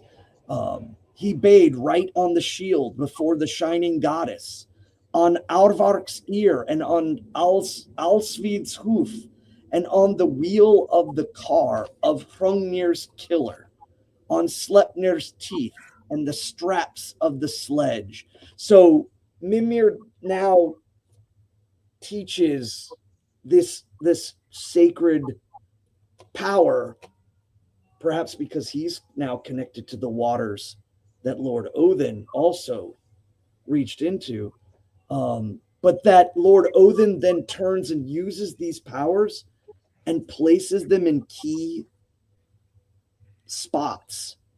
There's this sacred symbol of power that's placed upon the horse of the sun, Alvark, on its ear, and on the hoof of the other horse. So, and on the wheel of the car, so on the chariot wheels of Lord Thor. But what we're also getting here is, again, the Galderbach talks about placing these sigils under your arm or in the ground or upon these things. That is not something foreign that was added into Nordic magic practices, because we see here it was very much about placing the symbol in specific places for its effect. In essence, drawing the power of Orlaw into the very specific part of Orlaw you're trying to affect. But in this case, Lord Odin does it in the heavens. He does it on Sleipnir's teeth. So all of this placement to me is just absolutely fascinating. And again, it leaks an understanding of the usage of the runes by our ancestors. The audience would understand this to some degree, where these symbols of power should be placed. But then it goes into it just expands from there. Obviously, she's leaving the mortal realm and saying, Lord Odin, these are the runes that he learned. He, after pulling from Mim and hanging from the tree, this is the powers that be beyond normal mortal understanding. 16 is on the paws of the bear and on Bragi's tongue. Bragi, of course, the god of music, of poetry. I would even argue of mathematics, but on the wolf claws bared, and the eagle's beak on bloody wings and the bridge's end, and on freeing hands and helping footprints. Again, freeing or unfettering of hands, I think, is ultimately what this is referring to. Runes on glass and on gold and on goodly charms, in wine and in beer and on well-loved seats, on Gungnir's point, on the spear point of Lord Odin, on Grani's breast, the horse of Sigurd, on the nails of Norns, and most likely this part of the poem is referring to simply witches in general, and not these are on the important pieces of all of these things. So the iconic, things that do the damage are like the teeth and the claws and the paws. or the wings of the eagle, or these various things. On the nails of the Nornir, That twist. Norns are associated with twisting and spinning and Never handiwork, thought of as it is of materials, of weaving, and that's a constant theme throughout. So on the nails of that is, I don't know, meaningful. Just wanted to put that out there because it Yeah. hit me when I was No, I looking never at it. thought of it that way. The switch point of activation. Also, this is an interesting part here at the end, and the night owl's beak, which I think is very, very interesting to think about. Whenever anyone says our ancestors didn't do something, remember that by lore standards, this is the only time that an owl is mentioned. It was almost as if they did not know the creature existed if lore constituted their knowledge of. And I remember getting into kind of a debate with someone about, I think it was music and masks, the usage of masks, which has been proven now, and drums, and of course, the runes themselves being written on bone, written on wood, and not surviving over time, and the scarcity of an owl, kind of again would lend to its lack of mentioning often, but in this case it is mentioned. But it's if this was not there, if this verse was gone, by all lore counts, there would be no other mentionings of owls. And I don't think that's a wise spot for us as folk to kind of say, oh, well, our ancestors wouldn't do that, or our ancestors never used drums, because if they did, it would have been mentioned. That's like saying, if it was true, it'd be on the nightly news. That's not a good look.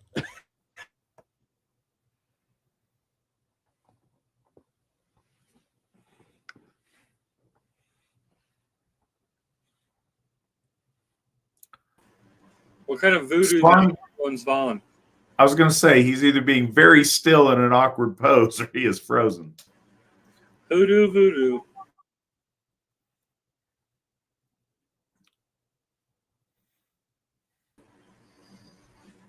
Does that mean it's time for impromptu dad jokes? It does not. It means it's time to hit an impromptu question until Svan returns. Hey there, question for you all tonight. So looking at the concept of the gift cycle, it's pretty easy to see how humans benefit from receiving gifts from the gods.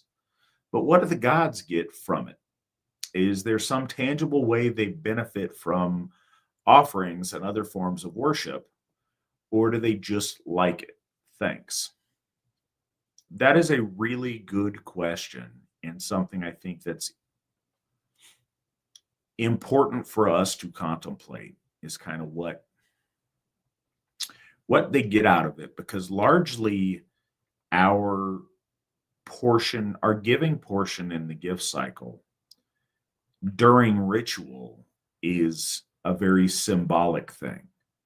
Like the gods don't need mead, they don't need they don't need meat, they don't need the stuff that we offer, but the thought really does count, and the devotion is meaningful to them. And I think that it's fun to ponder like what that looks like, but I don't know that we will know. But I think one of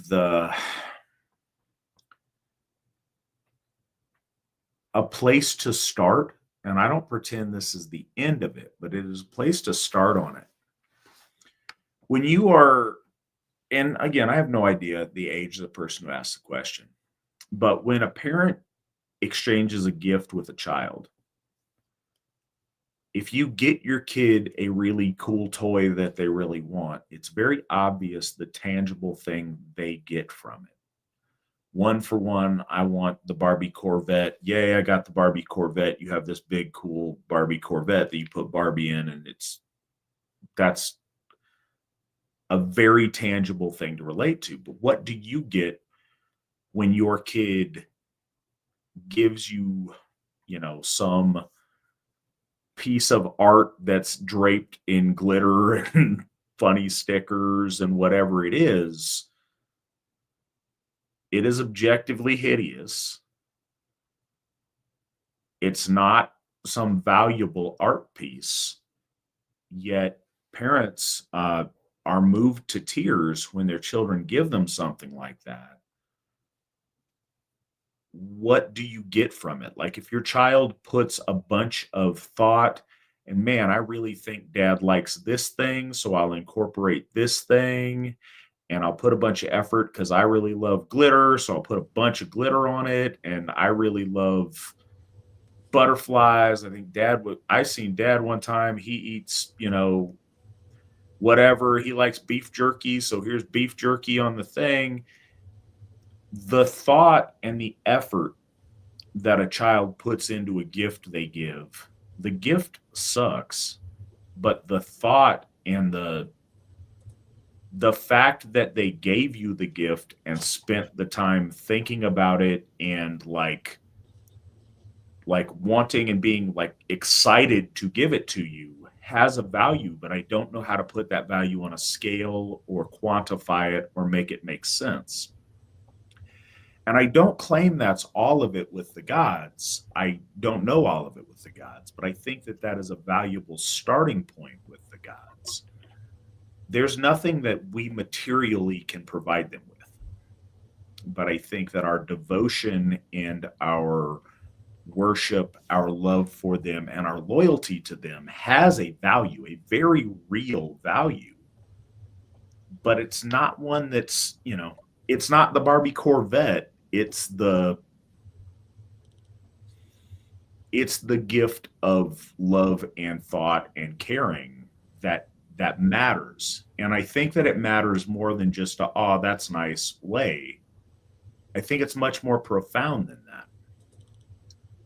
I think that also, in a way, we are, and by we I don't mean humanity, I mean Asatru are the gods' representatives in Midgard to a way.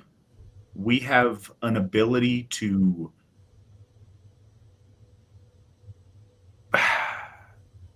amplify them, to celebrate them, to spread their reputation, to help facilitate their children coming home to them. There are tangible services that we can provide to them that do matter. So again, the question is really, I think, a very good one and an interesting one to ponder, because the more we do, I think we're more effective in our portion of the gift cycle. If all it is about giving them material stuff that they don't necessarily need, I think it misses the mark. The more it's about intention and thoughtfulness and full-hearted devotion, I think it has greater value. And I think we internalize that when we think along the lines of the question you asked, Tyler. So thank you for doing that. Svan, do you have any thoughts on the question of, the gift cycle? It's obvious what it's very obvious many ways we get gifts from the gods, but in what way, what do they get out of the gift cycle from us? In what way does it benefit them in some way, or is it, how did he ask? But what do the gods get from it? Is it some tangible way they benefit from offerings and other forms of worship, or do they just like it? Do you have thoughts to add to that? Yeah, I think one is that the gods are ultimately seeking for us to be in alignment in the correct track, our track, not someone else's. However, just by observation, I just feel like the gods are not going to give the benefits of being on track for the sake of giving them. They have to be earned. So if our people turned away from them, then they desire us to be on track with them. And that means correct timing, like holy tides or holidays. But when we're talking about the gift cycle just in general, I think once you open up a connection to the gods and place yourself on track and you're able to receive their wisdoms, they have far more worth in you going forward. And that's a really important part of this. I think the cycle of the soul of men, the cycle of our souls going up and down or down and up versus the animal cycle, which is that, the Vanir place forth into the middle world life. And as animals die, that life force ebbs and flows. Our souls and our life force are not just part of the animal, but have a unique factor of being and having inhabitants in the heavenly realm.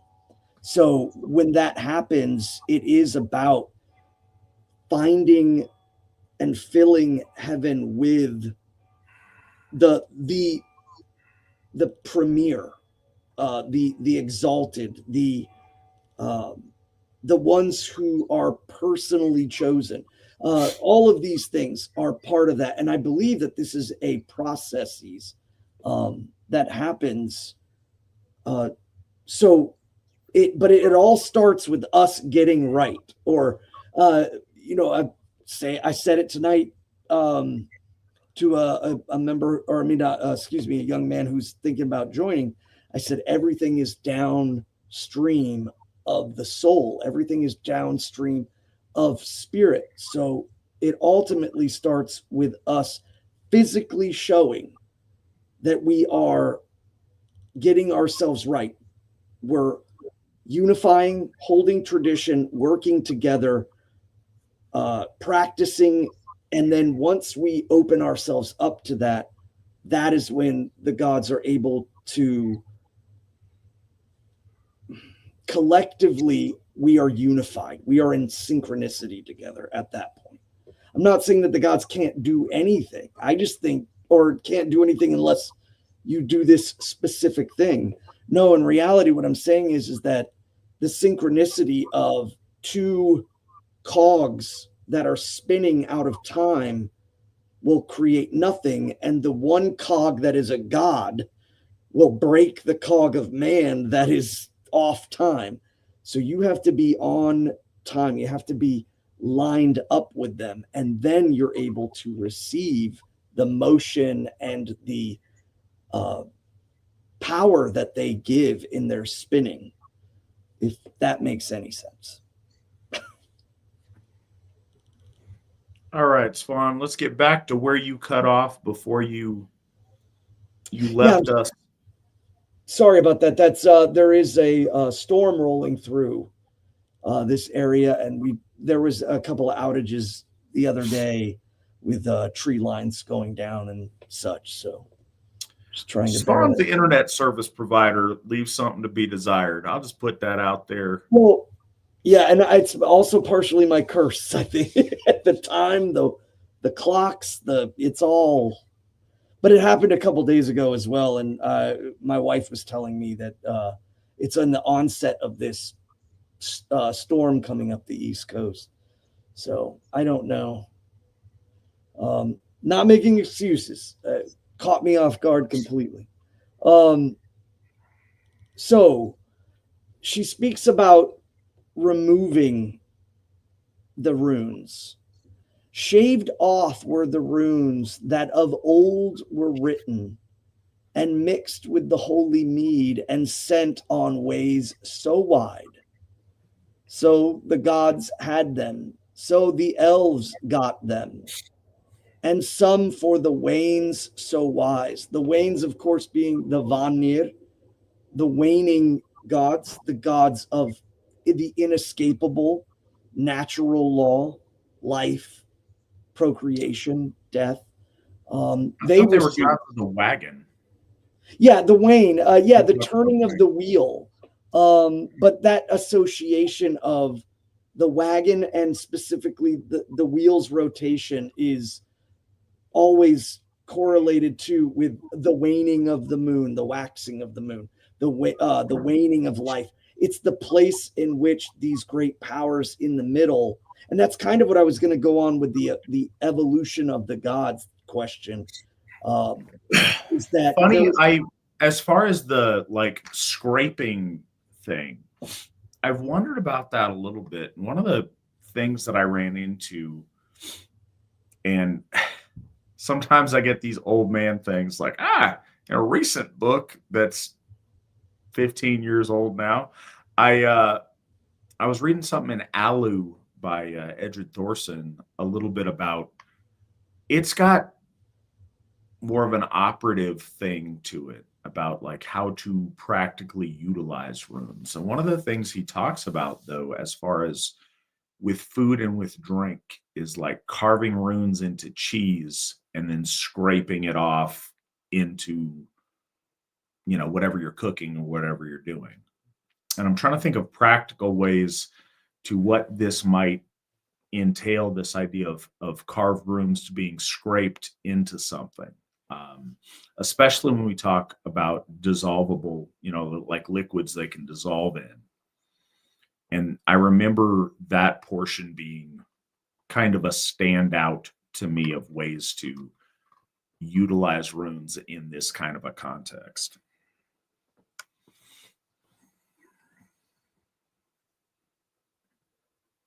It looks like Svan's frozen again. All right, well, while he thaws out, we will move on to another question. This one is from Ida Carolina, who is 4 years old. I appreciate you listening to the show, Ida. Did Ask and Embla get married after they received the gifts of Odin, Vili, and Ve? Yes, I believe that they did. I believe that they got married while receiving those gifts. And I think in the most fundamental way, like, did they have a ceremony like you have in modern times? I don't necessarily think so, but they got married in a very special way because Odin and his brothers literally blessed their union and willed that they be together and make the progeny of Aryan mankind. So I think they got married in a very particular and very special way. And I think that Odin and his brothers officiated that wedding.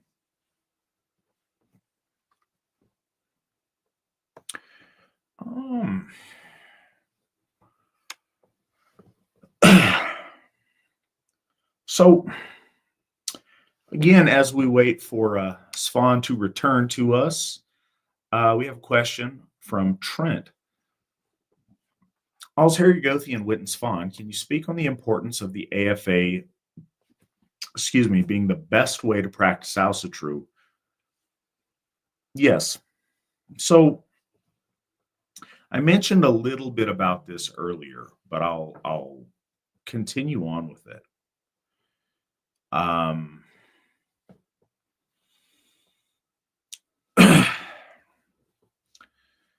So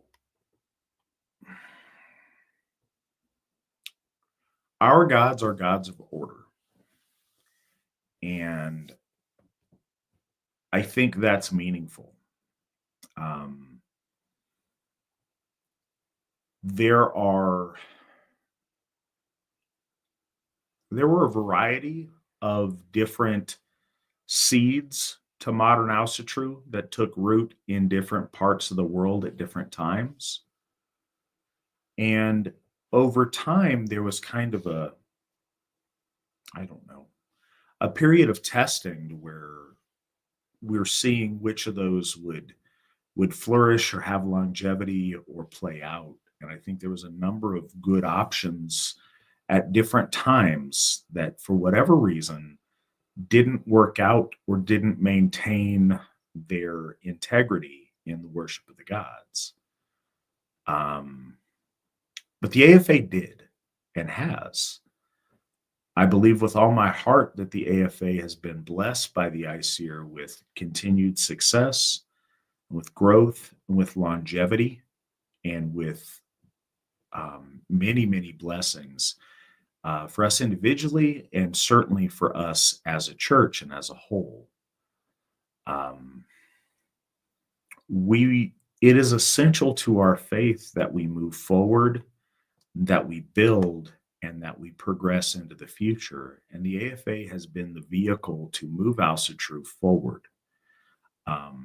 In all the other ways and all the other practices of Asatru that have remained true to the gods, there's not the forward progression like you see in the Asatru Folk Assembly.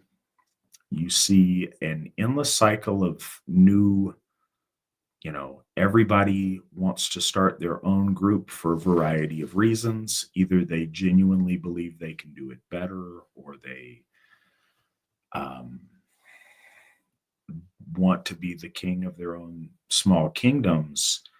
But we don't see those move anywhere or build anything. We do see movement and we see building with the Asatru Folk Assembly. The Asatru Folk Assembly is the route towards the future, so that our children and our grandchildren and their grandchildren can worship our gods and have good things to be proud of, and that Asatru can regain a prominence and a dignity and an elevation that no other group of Asatru has been able to establish thus far. I believe that's because of a special blessing and a special approval by the Aesir. The phenomenon we see with the various different backyard Asatru groups is that every new coalition of people, you restart Asatru at year one. It's really special that in the AFA, we're on year 31. And that may not seem like a long time, but in the milieu of people that we surround ourselves with, it's a very big deal. So it is a fundamental belief of ours that the Aesir have blessed us and have anointed our founder, Stephen McNallen, as being particularly the herald of the Allfather to reawaken and reforge Asatru. That ordination and the things that he's put into motion have been blessed, and very much we believe the gods have blessed and approved of myself being the Allsherrier Gothi, and of the ordinations that we pass on to our Gothar. Being in troth with the AFA is being in troth with the Aesir. I would not ever go so far as to state that the AFA is the only way to connect with the gods or the only way to be Asatru. But I do believe that the AFA is the right way to be Asatru, and it's the way that has been blessed and set in motion by the Aesir. So affiliation with the Asatru Folk Assembly isn't just cool to be part of the club. It's the right way of practicing our faith and moving our faith forward. So I believe very strongly that troth to the AFA is troth to the Aesir, and that this is the right way that our folk ought to come home. This is the way that is being blessed with success, and this is the way that will best provide that relationship between the gods and the folk and move Asatru forward for generations. Svan is not back with us, and if he doesn't get back soon, I will go back and finish the poem. Nick, do you have exactly where Svan left off? I have not a clue. All right, cool. So I will get back to that. We'll answer one more question. If he doesn't return, we will continue with the text without him. Greetings all. How do we know when an offering is or is not accepted by the Aesir? I think that's a good question. I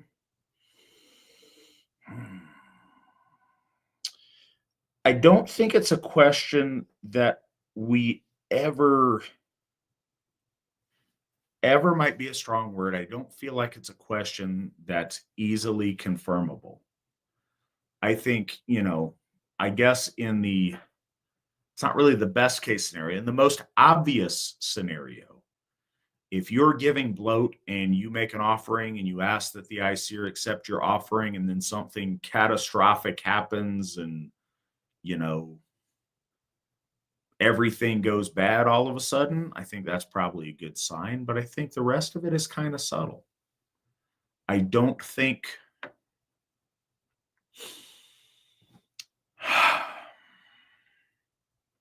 it's hard because I think it's different when it's a group of Asatru versus an individual. I think that if done in a group, there's enough people there that are being genuine that it doesn't just slap you in the face. But I think that more often than not, it doesn't come with a slap, it comes with a silence. I think that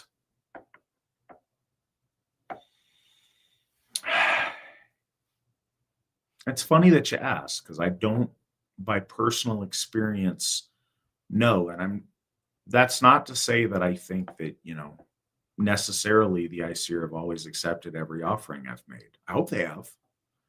I don't know that they haven't, but I don't want to presume that they have. But I don't know what exactly that looks like. What I have seen is when people are flippant or casual or their heart's not in the right place when they make offerings. I have seen calamities happen within their life or within their peer group or within, that circle of people that share Haminya with them. And I think what you see more often than not isn't just one-offs. What you see a lot is patterns of things. I think if your offerings are generally accepted, you see good results in your life and with the group of people that you worship with that share in those offerings.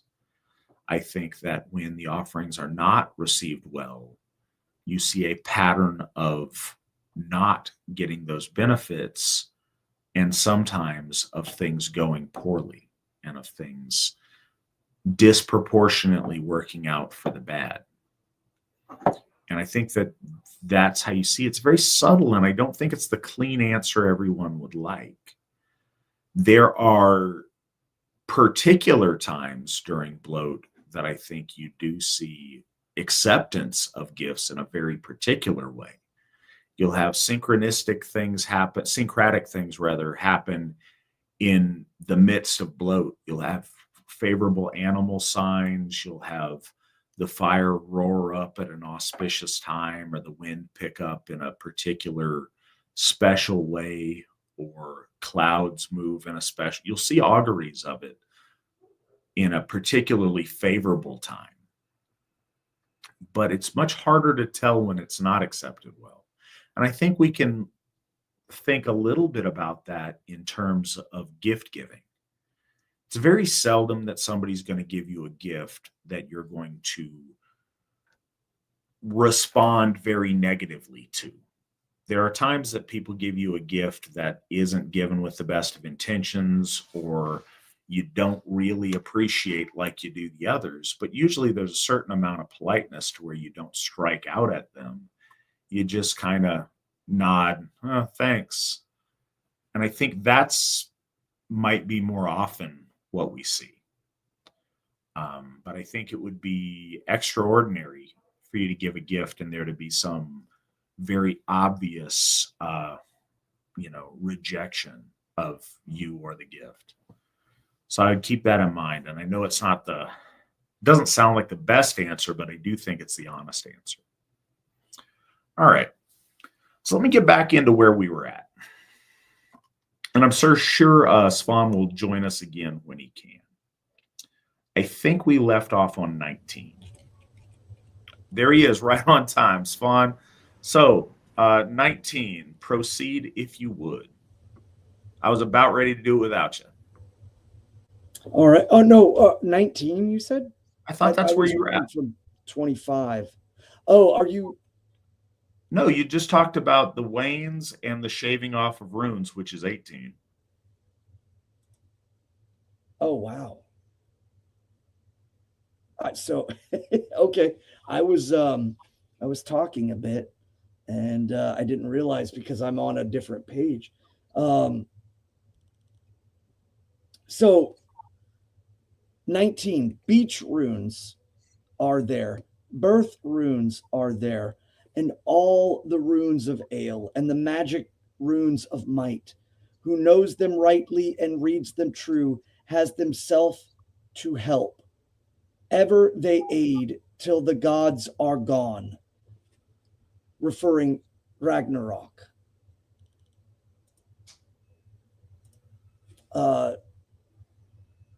Then there's a lost part there because most likely in ineligibility. Then Brynhild speaks, now shalt thou choose, for the choice is given. Though tree of the biting blade, speech or silence, 'tis thine to say. Our evil is destined all. So at this point, she's saying, with the power that you have, you will proceed forward in and must make the decisions of inactivity or activity. And so you're kind of like what we were talking about, the nuanced sense of witchcraft, if you will, where your deeds and how your actions from here on out will be evil or not. And that's kind of what she's lending to in there. She then says, or he returns, he says, I shall not flee, though my fate be near. I was born not a coward to be. Thy loving word for mine will I win, as long as I shall live. And then she begins the counsel. So she says, first I read thee. Rede is the word meaning to counsel. It survives in our language in names like Alfred or Eldred. And she says, then first I counsel thee that free of guilt towards kinsmen ever thou art, no vengeance have, thou though they work thee harm, reward after death thou shalt win. And I think that's really important. It kind of manifests in our church as if you are a member of our church and you hear someone come along and say, oh, they're bad for doing this or what have you. It is indicative of your friv that you go and find out, go and learn, ask questions, seek resolve. I've seen far too many times where people are just like, oh, that's what it is. And then they immediately run without ever asking or reaching out to their kinsmen, to their friv folk in the fellowship of the gods. They just trail into that. And that's, I think, one of the big points of that is that it is important that you always seek to make that bond between your kinsmen. And at this time, I think the machinations between kinsmen were particularly dreadful. But what she is saying is that you should not be one of them. You should not seek to undermine your kinsmen, and that ultimately you being marked by the gods will benefit you after you leave this place, rather than being marked as a backbiter, or not even a backbiter, the biter of your brother's back, if you will.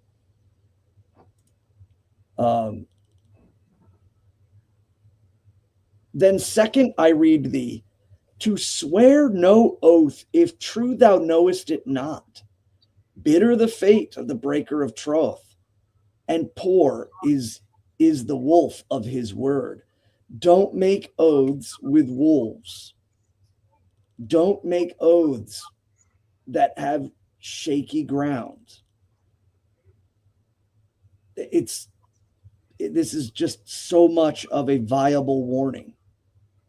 So the first counsel is don't hold malice and work vengeance against your kin, and don't go backwards or just automatically damn them without walking up to them and asking and saying, hey, someone's leveled this accusation against you, but you're my kinsman.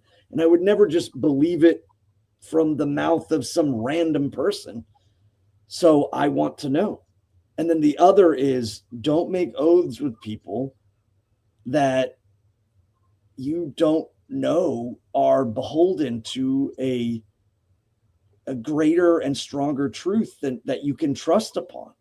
I mean, that's the big point. I think that's why we were talking about oaths within the church versus oaths with, blood-borne pathogens and sons, Viking guy in the backyard who immediately gets you into this oath of, you're going to be my brother, for the rest of my days.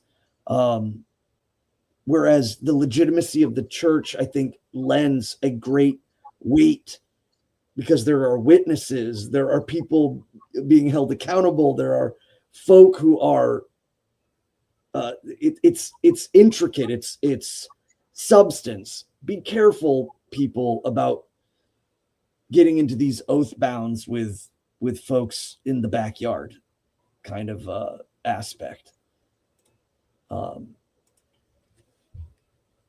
Then a third, she says, I counsel thee that thou at the courts, the thing, the word thingur or thing is the courts, the gathering of the Gothies and all the disputes. So when you are at the courts, shall fight not in words with fools, for the man unwise a worser word than he thinks doth utter often. He's a one-way street. You could be absolutely wise, but he's a fool. So you could show the correct way. You could show the evidence, and it means nothing. The only thing that matters is everything that they're saying, and it only matters to themselves and whoever they can convince that they're wise. So when you sense that, when you see that, stop it. Cut it off. There's no point in carrying it on. Now, speaking again about our deeds of doing and not doing, she says, ill it is if silent thou art, a coward born men will call thee, and truth mayhap they tell. Seldom safe is fame, unless wide renown be won. On the day thereafter send him to his death. Let him pay the price for his lies. So here we see that silence, fence sitting, staying at home, hiding in the basement, if you will get you no fame, will garner you nothing but titles of cowardice. So you should go and you should seek. And if you are ever betrayed by a coward, in this sense, and I really think too, like the way it's being framed is on the battlefield, then it is better to send him, on that day thereafter, send him to death. Let him pay for the price of his lies. It was a big thing for you to not be a coward. It was a big thing for you to stand and say, I give my loyalty and I'll stand here. You're not wishy-washy and back and forth like a blade of grass. Let's see. So now it starts to move more into just wisdom instead of runes, but wisdom again learned from the gods, much like the Halvamal. This is imparting wisdom from the divine. A fourth I read thee, if thou shalt find a wily witch on thy road. This is perfect. We were talking about this. A wily witch. And I'm looking to see what they use, because they don't use the word Nornir. They don't use let me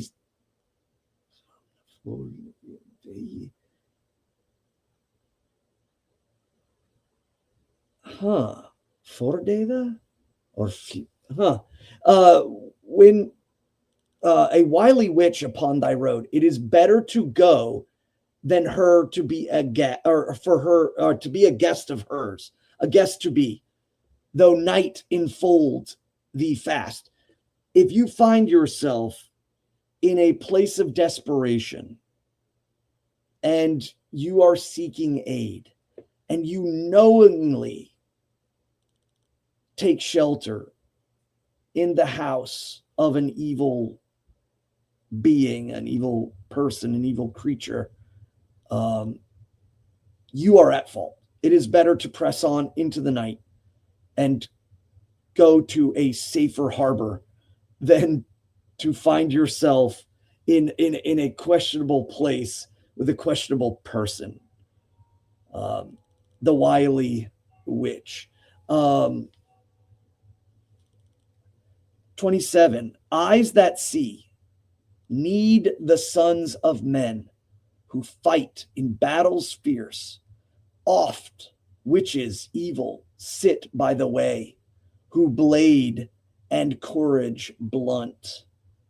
So here now we speak of the usage of witchcraft again, where, and this, the translation here is bol visir koner, bale working women. Often bale working women sit and blunt the blades of men and blunt their courage. So the usage of that magic, the usage of the outside force, you need to be of keen sight. I think ultimately, though, this means about looking out and seeing who's influencing your enemies, who's helping them. You can't fight an enemy while the witch is off to the side. You cannot fight an enemy and have a milquetoast friend or someone who may be working against you, though doesn't seem to be an overt threat right away.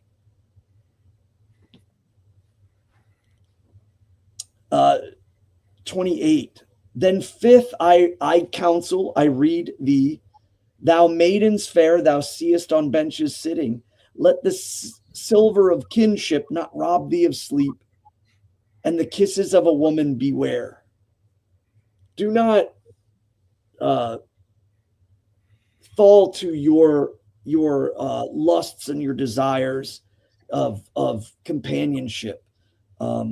That's, I mean, pretty clear. And all of this stuff is kind of hitting back on what we were talking about in the beginning. We were talking about the knighthood and the chivalric practice and the idea of not succumbing to, say, the loose woman or the easy woman, and beware of witches that are doing evil.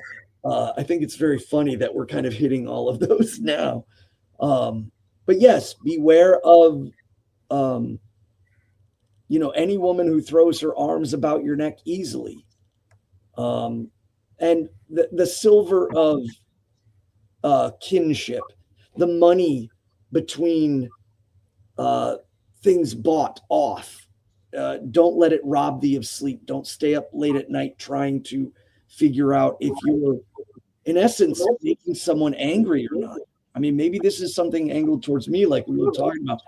Far too often, I have a tendency to dance around it and be nice and lay breadcrumbs. But sometimes it's good to just not let the price bother you and say straight out that you're not dealing with this. I hate to say it, but sometimes it's funny. Be gone, thought. It's the whole, I'm not dealing with this right now. Don't worry about the offense, and don't let that rob you of sleep, and don't let the arms of a loose woman wrap around your neck and make you lose your whole mind. Then sixth, I read thee, if men shall wrangle and ale talk rise to wrath. So if men are hanging out and they're drinking and there is a time of ill words, no words with a drunken warrior have, for wine steals many a man's wits. Don't argue with your friend or with your compatriots as you're drinking. It is a bad situation to be in. Leave it and don't take to heart what is said, but also don't reciprocate. Leave. And that is very, very clear here. So if ale talk rises to wrath, in 30, it's a continuation. Brawls and ale full oft have been an ill to many a man, death for some and sorrow for some, full many the woes of men. How often we get ourselves into our own troubles is what that's kind of referring to. The seventh, I counsel to thee, if battle thou seekest with a foe that is full of might, it is better to fight than to burn alive in the hall of a hero rich. If you know that there's a threat, it is better to engage it than to sit back on your laurels and say, well, I've got everything I need. I'll be fine. And the next thing you know, you're waking up and your hall is on fire. This, of course, has real world implications in the time. Ale Saga has numerous hall burnings, but I think this goes beyond that. It's that even though you know that your enemy is mighty, if they are a problem at a distance, it's better to go out and face them than when they're a problem outside your door while you're asleep.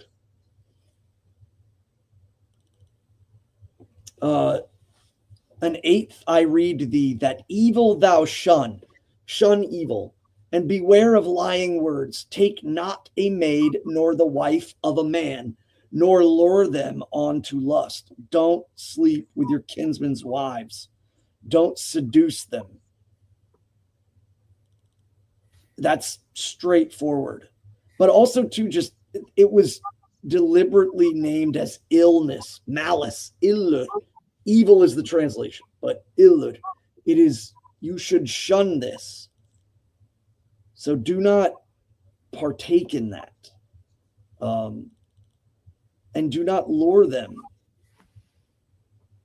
Then the ninth, I counsel thee, burial render, if thou findest a fallen corpse of sickness dead, or dead in the sea, or dead of weapons and wounds. All right, I got to. Try to be as artful with this as can be. Gentlemen, you will know what I'm saying.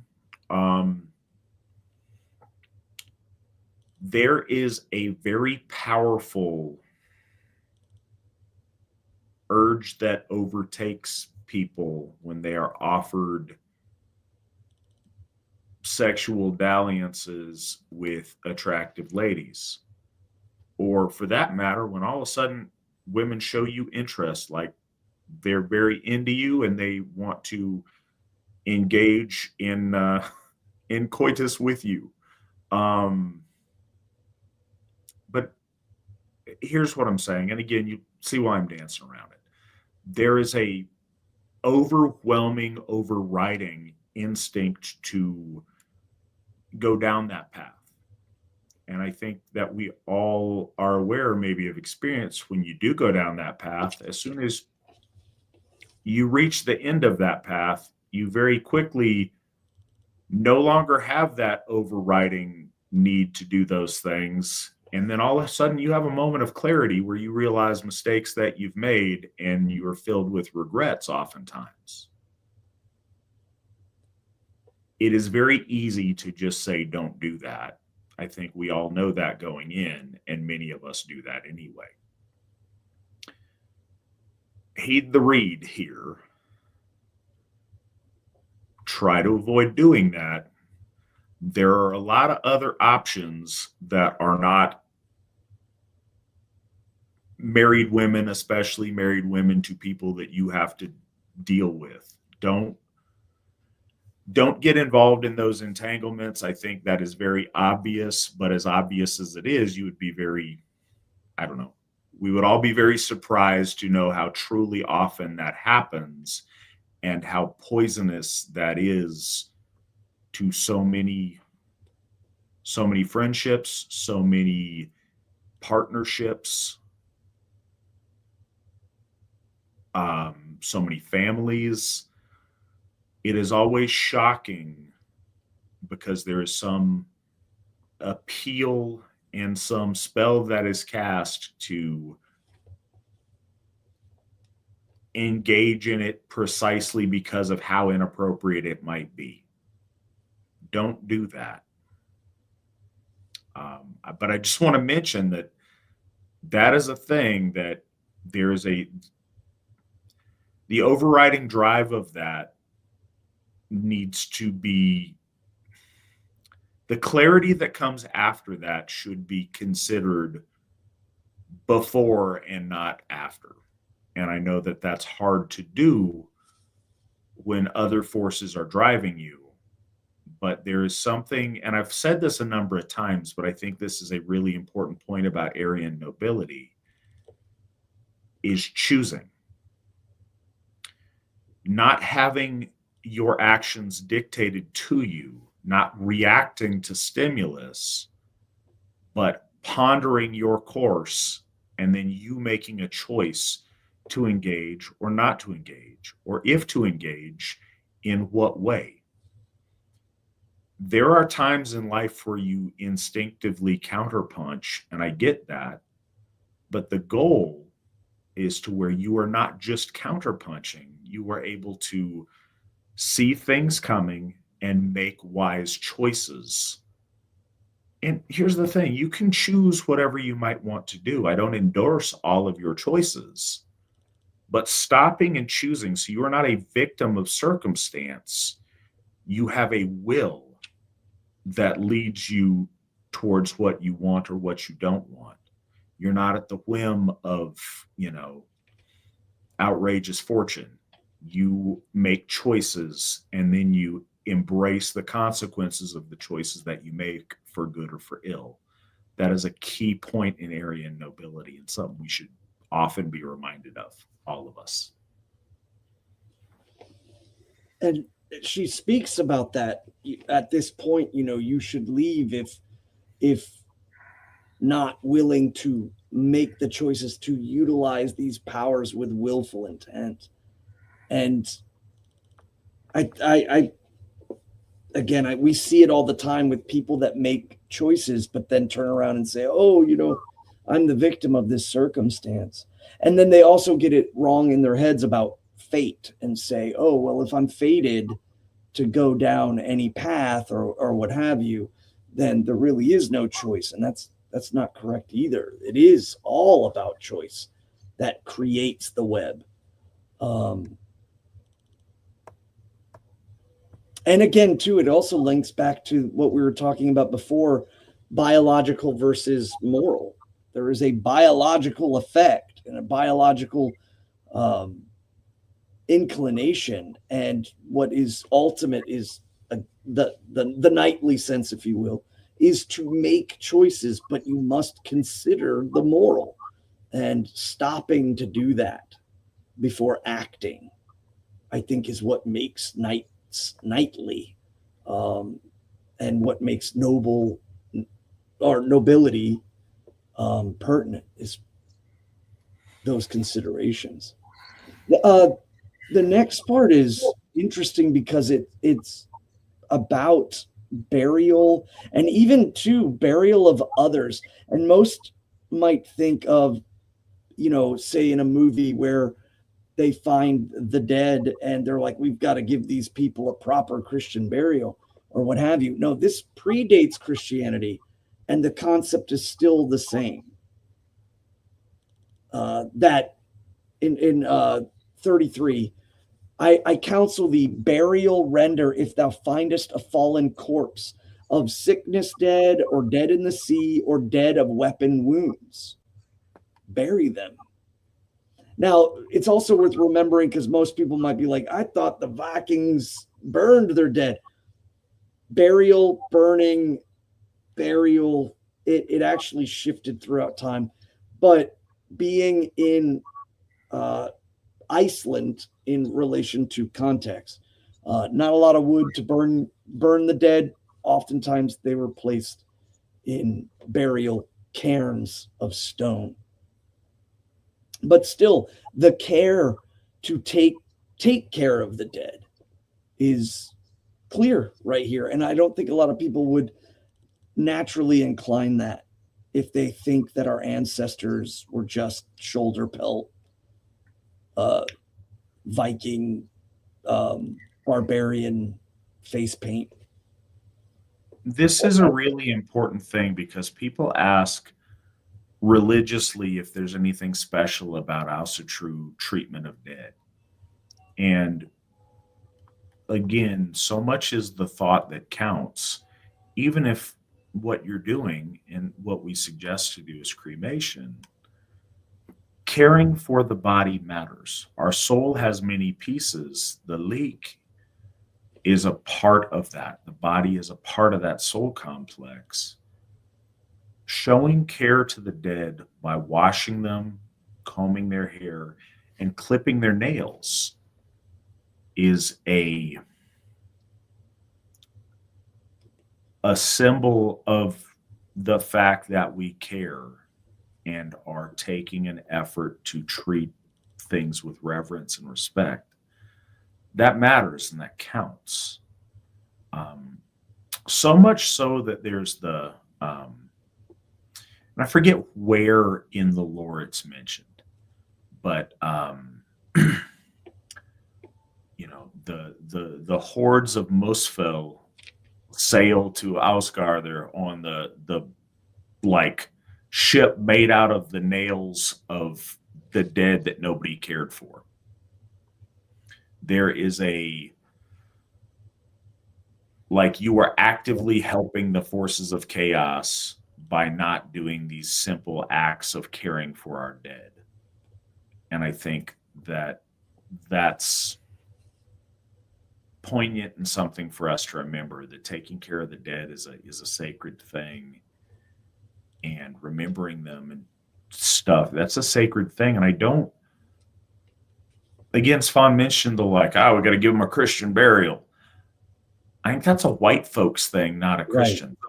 And I wonder what that looks like in the different rainbow of Christianity. That was always thought noble of our people, and that carried on into Christian times. But I wonder if that is a way that Asian Christians or African Christians or Semitic Christians, I wonder if they have that same taboo when they find things to give them a proper quote unquote Christian burial. And I'm not suggesting they don't. Maybe they do. But I would be very curious about that, because I think that is inherently, I know that is something that pre-exists Christian times amongst our folk. So I would be very curious, but it's always been something very important to our people, is the handling of the dead and the reverence for them after they've fallen as well, like after the burial. The celebration and remembrance of the dead is something very special and very central to Asatru. Yeah, oftentimes you'll hear, it's, Christianity and its culture, but it's like that sprinkling of the babe. We did that as well long before Christianity. The care of this, the advisement of that care, to not let that happen, to just let them rot, and is expressively being said to Sigurd, who is a paragon of nobility and virtue in the Norse sense. Really, really important. And it also, of course, just lends into getting us a glimpse of practice of our ancestors. Because he's in 34, she says, a bath shalt thou give who corpses be. So you wash them. Hands and head shall be washed. Wipe them and comb. So again, the usage of the comb and grooming to our ancestors was very, very, very important. There they go into the coffin. That was the one I was looking up because the translation of the word coffin. But I was almost there. And pray that they sleep in peace. Now that's another kind of lending towards the Draugr, the revenant. The idea is that, that they go from this place, that they find Nipa's cave, that they pass through that threshold and do not come back. Then a 10th I counsel thee that never thou trust the word of the race of wolves. Now, that might confuse people, but it's most likely poetic for, because remember, race is not the word, but it is the family of the wolves or the Vargar. And that, when you look at it in the Old Norse sense, the family of Vargar most likely is opposing clans, opposing anyone you have a blood feud with, or in a grander sense, your enemies, just in general. But that specific poetic wording of that is more likely lent to the family of the Vargar or Vargdropa is your enemies. If his brother thou broughtest to death, or his father thou didst fell, often a wolf in a son there is, though gold he gladly takes. So your actions against your enemies cannot be appeased later. Once you take your actions, you must commit to them being your enemy. If you try to pay the Weregild, they'll take it. But that doesn't mean that they consider that settled. Battle and hate and harm, methinks, full seldom fall asleep. Wits and weapons the warrior needs, if boldest of men he would be. You're never far away from danger. So bear and carry your weapons. And be ever ready, even though you may not be one of hate or of harm, or you just must be ready for it. In 37, then 11th I read thee that wrath thou shun, and treachery false with thy friends. Not long the leader's life shall be, for great are the foes he faces. Do not hold and begrudge and beat your kinsmen or your friends in anger, and do not lie and be treacherous and false and work in machinations of power. You don't do that with your friends. And when your life goes so swiftly, you may need to call on them. And you will find no one in your corner if you act this way. Specifically, the word "not long the leader's life." So the leader, of course, the Jarl, the atheling of the Anglo-Saxon, the warband leader, or the one who is surrounded by his thanes. Do not fall to wrath and to cunning, and especially if it's not warranted, because when time comes for trouble, you may need backup and you'll find no one there because of your deeds. Then forth I counsel thee, I read thee, if thou shalt find a wily witch on the road, it is better to go than to her guest be, though night enfold thee fast. So this is kind of funny. We're kind of going back to the whole witch statement. But in this case, I think it's worth noting that the the witch, if you will, is mentioned as a one of ill working. If you know that you have this feeling that there's this person that is not good, don't seek refuge from them. Do not seek refuge from someone that has, that is the case. Keep going. Even though the night's coming, it's better to push into the night than be in the ensnarement or in the trap of a bolvisir, a bale worker is what the word is used. It's translated to witch, but bale worker. Again, same thing is reemphasized. Eyes that see need the sons of men who fight in battle fierce. Oft witches evil sit by the way, who blade and courage blunt. Now you could read that in English and be like, all witches are bad. No, the translation is specifically bal visir kona, bale working women who are on the side working against you, and in essence working for your enemy. And they blunt your courage and they blunt your blade. You must have eyes to see. And I think that this has more importance to don't only consider your enemies, consider those that orbit them. Consider those that maybe sit the fence. Haven't you already read this one? Did I? Mm-hmm. Oh no, I clicked the wrong thing. See, my camera is in the way as well. No, you're good. I think we finished out with stanza 37. Okay. Yeah, it was the next thing to click on, so it jumped me back, but I thought we were going forward. And I was like, yeah, I've read this. Yes. So, like we said at the outset, this is one that's got a lot of different bits and pieces that I think many of us have heard before, encountered before.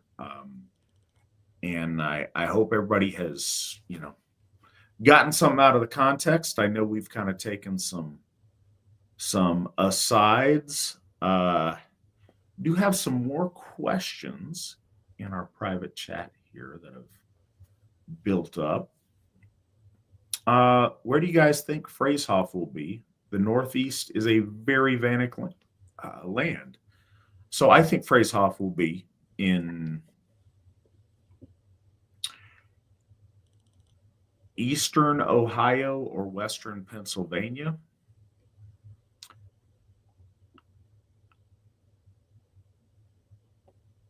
And I think that we will be able to tell you with much more exactitude relatively quickly.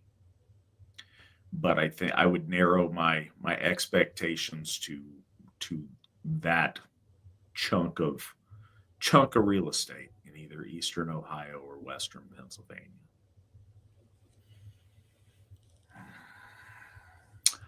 Here you go, Thea. What is my favorite thing about Baldershoff and Freyfaxi?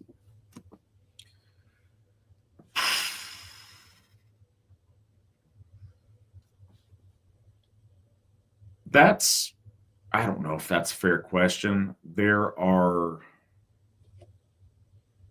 I overanalyze, and you guys don't want to sit with dead air for, 30 minutes while I ponder out which is my absolute favorite. Some of my most favorite things.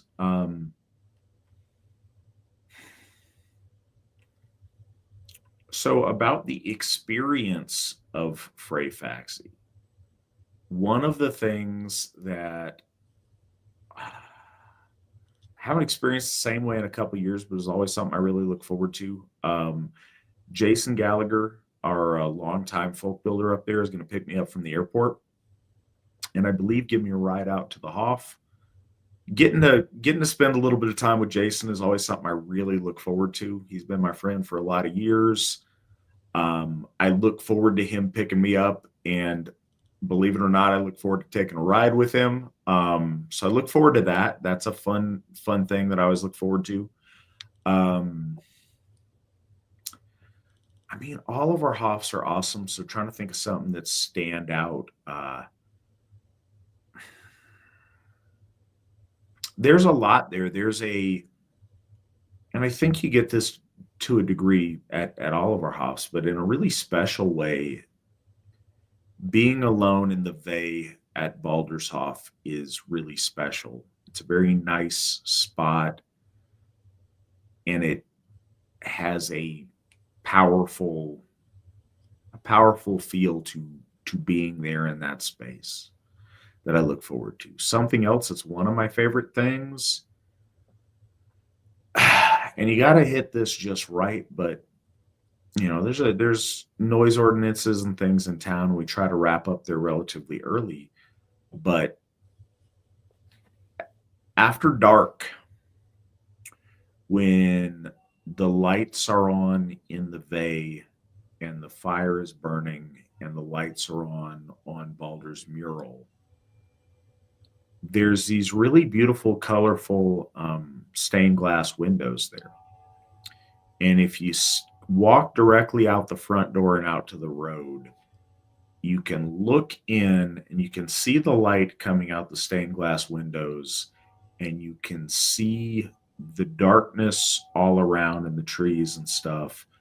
But you see this kind of corridor of light going straight through the middle, through the flame, and then up to Baldur's mural. And it's a really, really beautiful scene, and it's really pretty in a way that you don't quite get the same at any of the other Hoffs. And that's certainly one of my favorite things there. Not sure the accommodations. Something else that's always fun there is the hot tub stumble after party deal when we have to go back to the hotels that or the motel rather that folks are staying at. Getting to spend time with folk there is always a fun time and a nice thing to do. I look forward to it. It's hard because I look forward to all these things every year. They're all very special.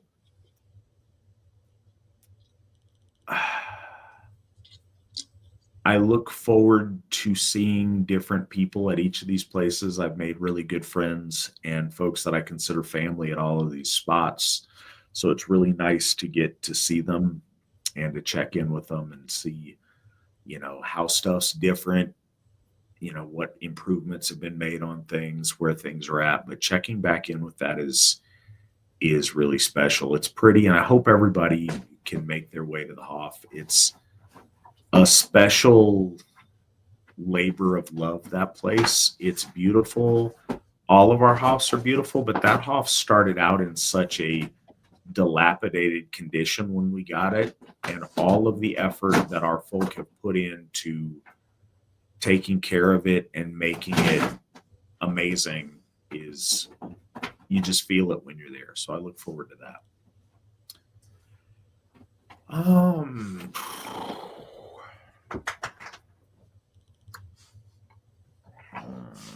me find where we're at there. There's a couple questions we already asked.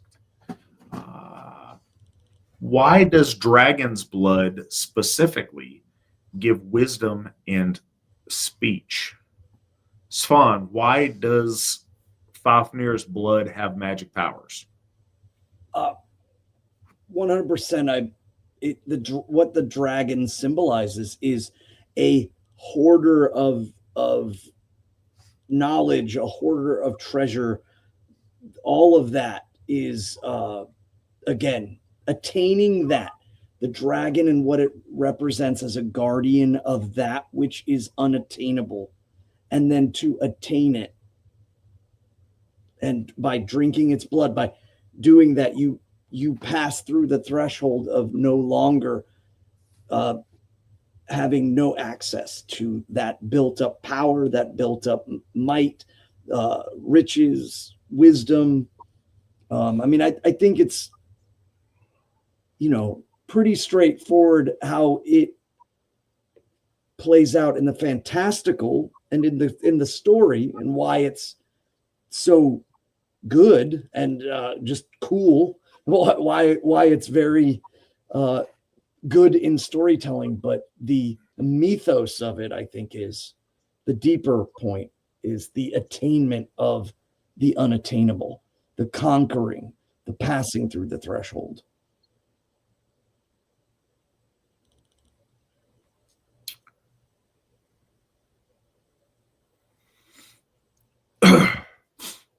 Yeah, all the stuff Svan said. I want to add to it, but I don't really know a different way other than that dragons, and this wasn't just like a kind of dragon, this was a massive dragon that was feared throughout the land, and drinking in something of the essence of this dragon in its life's blood is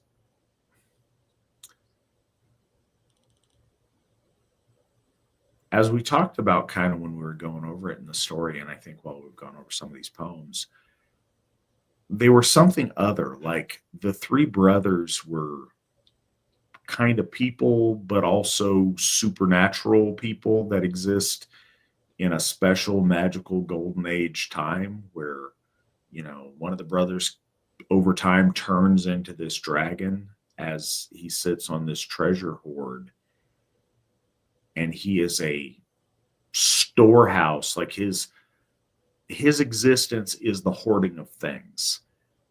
He hoards treasure and stuff.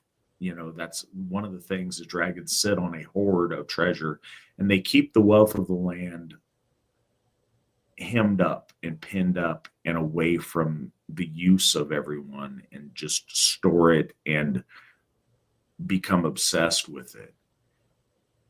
But they also store up arcane wisdom and knowledge of the ancients and magic and spellcraft and these things. Drinking in some of the essence of this magical creature that's been slain is transcendent and takes you outside the realm of mortal humanity. And for a moment, you feast upon something otherworldly and are transmuted into something more than you are, into something with an otherworldly boost that you wouldn't get otherwise. And I think that's part of it. But I also think the slaying of the dragon was the like the pinnacle of the hero's journey of him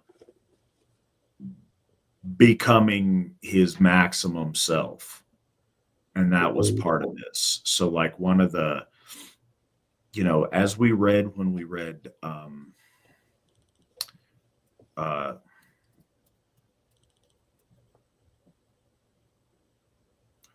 the Rigs Thula, there's this progression of perfecting mankind through this process.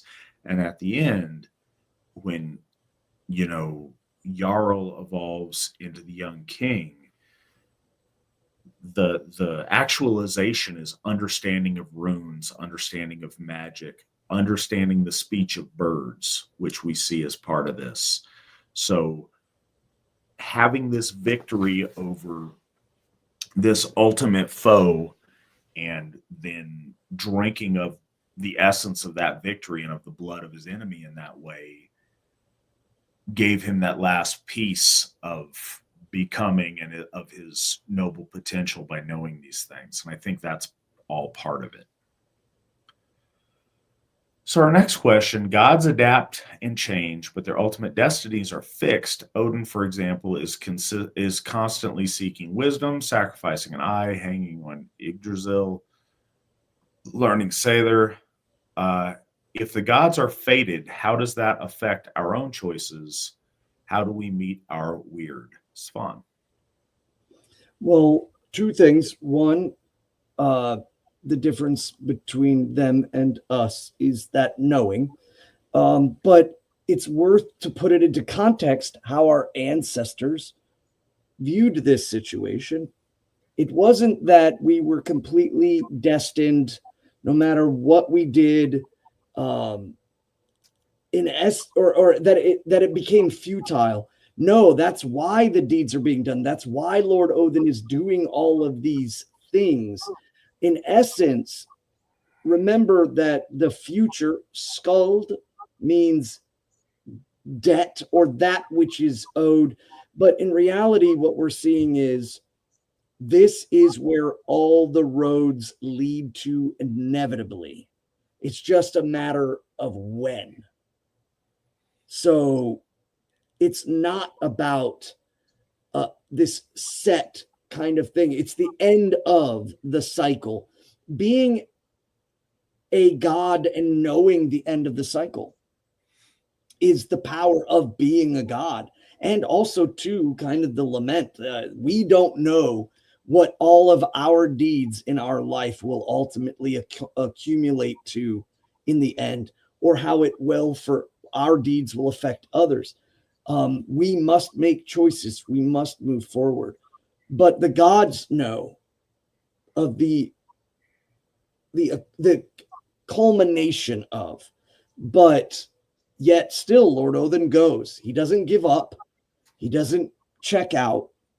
He moves to save the holy gods. He utilizes them and humanity, the folk, in staving it off, because the inevitable, or knowing where all the roads lead, doesn't indicate when and how, and if there is a way to change it, to shift it.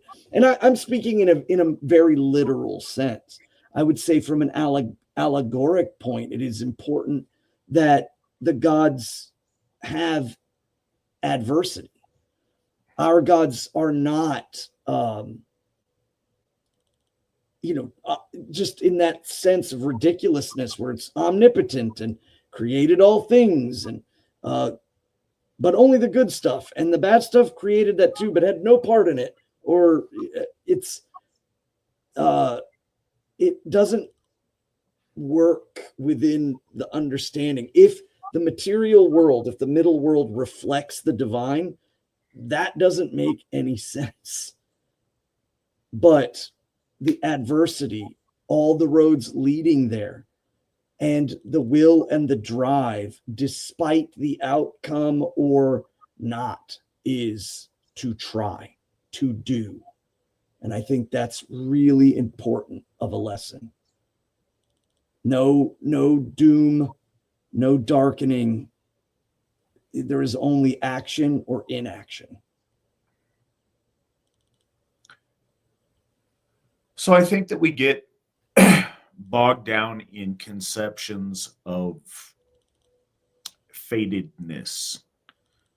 It's important that we see trends in Orlaw, and that we see where things are headed, so we can try to change course or try to affect the world that we're involved in. Things being predestined in a fixed sense doesn't make a lot of sense in reality, especially when you carry that to its natural conclusion. So what we have in our faith much more is the projected reality. We have should, not will happen, but should happen. And as long as that's the case, there's the possibility of overcoming and having, being able to conquer great odds. It doesn't always work, but it does sometimes work. And knowing things are coming, part of the magic of what the gods seek is understanding the future so that they can make the best of the circumstances. And they can defeat things if they can. In our lives, very few things are unalterable.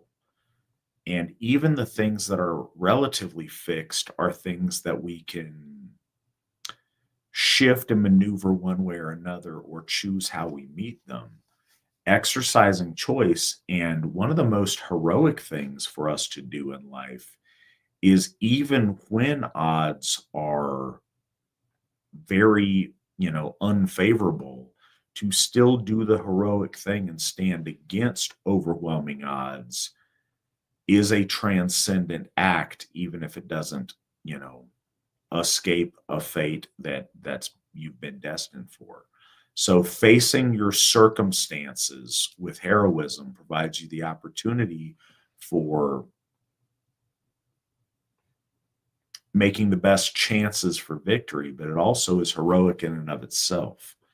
And I've said this before, one of the most heroic things is when you come into the world with a poor hand that's been dealt you, you playing that hand to the best of your ability and beating the odds on the hand that you're dealt is heroic in and of itself, much more so than somebody who is, dealt an overwhelming hand and carries it through to its natural conclusion. You being able to snatch a degree of victory from jaws of defeat is in and of itself transcendent and gains great fame and acclaim and sets example and is noticed by friends, by foes, more importantly, by the gods.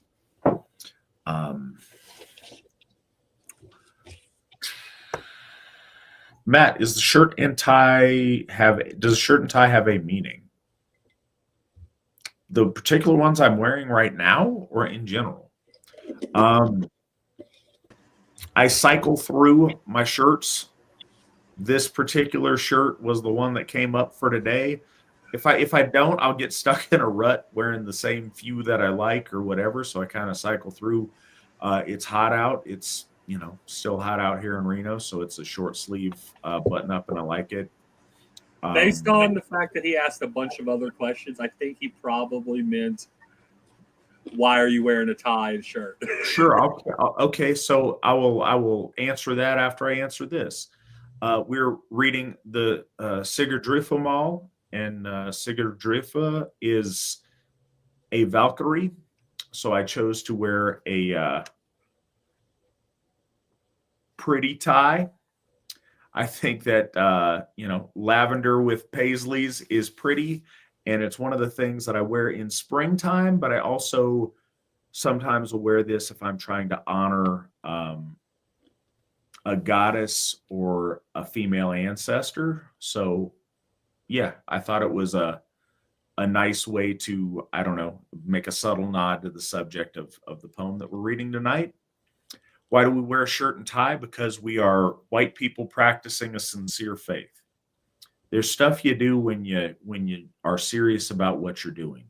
I'm representing the Asatru Folk Assembly, and I am representing Asatru, so I want to look nice when I'm doing this and treat it seriously. There is a very different reaction that all of us have when somebody is looking like a slob or looking super casual versus when somebody is wearing a nice shirt and a tie, or when somebody is dressed in an elevated way for the occasion.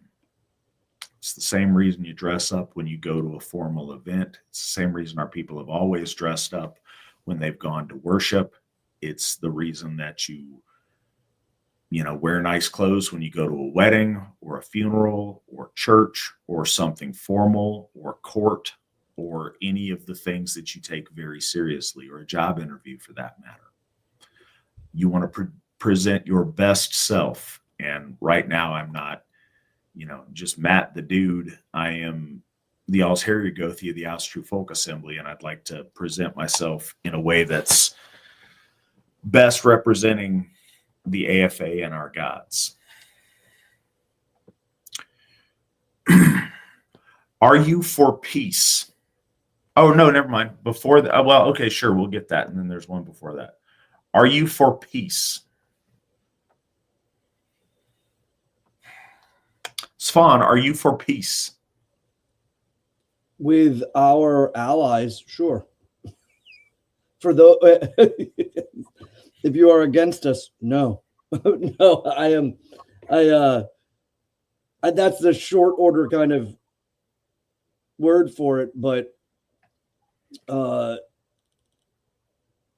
yeah, to have peace with those who give you peace that's something that I think every peoples should strive for. And a lot of times it's a loaded question. Are you for peace is another way of saying, are you antagonistic? Are you going to attack or something? That's the thing, is there's no necessity unless there is a necessity to attack. Peace is the peak, especially when you consider inner guard and outer guard.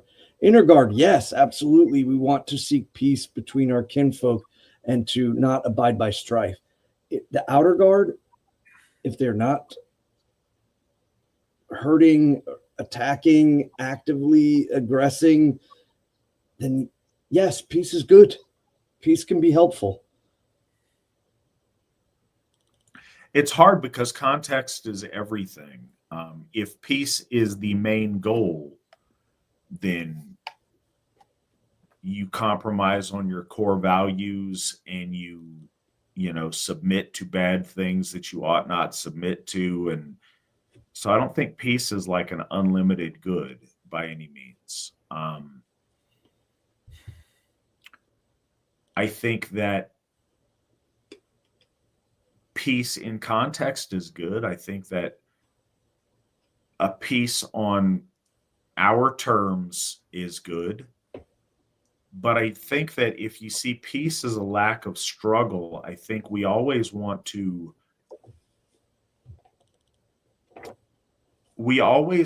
have things to accomplish, things to do, things to achieve. And if peace is an absence of that, we don't want that. Whereas peace is us figuring out a way for our folk to best thrive in their environment without the hardships of war, certainly we want that. We would like to, but the nature of the existence that we live in, that doesn't exist. There's always something to overcome or to work against as far as peace as opposed to warfare. I think sometimes that's why you do battle, is to ensure peace for your loved ones or those who come after you. So I think a peace through strength and a peace by,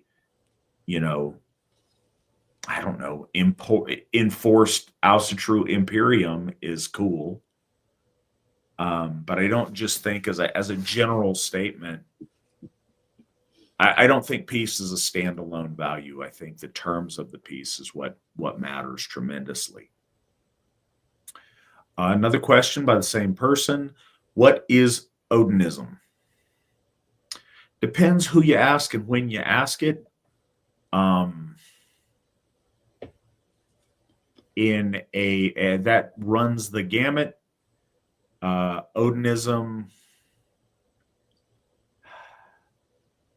it's hard because Odinism either is like 1980s version of Asatru or like skinhead prison Asatru, or Odinism is regular Asatru, just by another name that people call it. It's very seldom a singular devotion to the Allfather. It is usually just an alternate name for Asatru that people who don't want to conform to Asatru call themselves. And that wasn't always the case. In the 60s and 70s, I think that it was another name for our faith that was vying for, that could have easily gone that way. But I think since 2000 or so, it is a way to define a, like I said, a more 1980s biker, skinheady, prison-y version of Asatru. And I don't mean to insult anybody out there by doing that. I'm just trying to answer the question the most honestly that I can.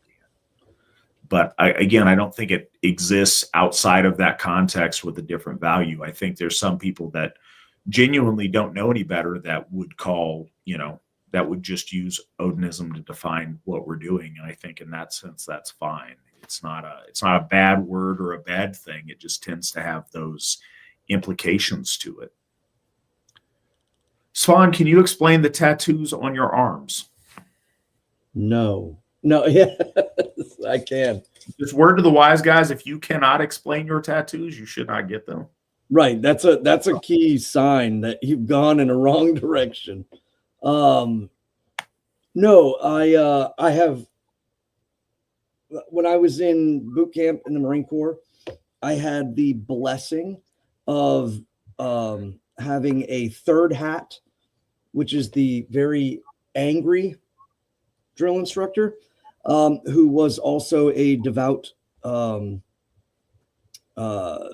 subsect of Judaism. I don't know what type of Christian, but he was very, very gung-ho, if you will. And he would quote Revelations while punishing us in physical exercise. And it wasn't long before he found out that I wasn't going to church on Sundays.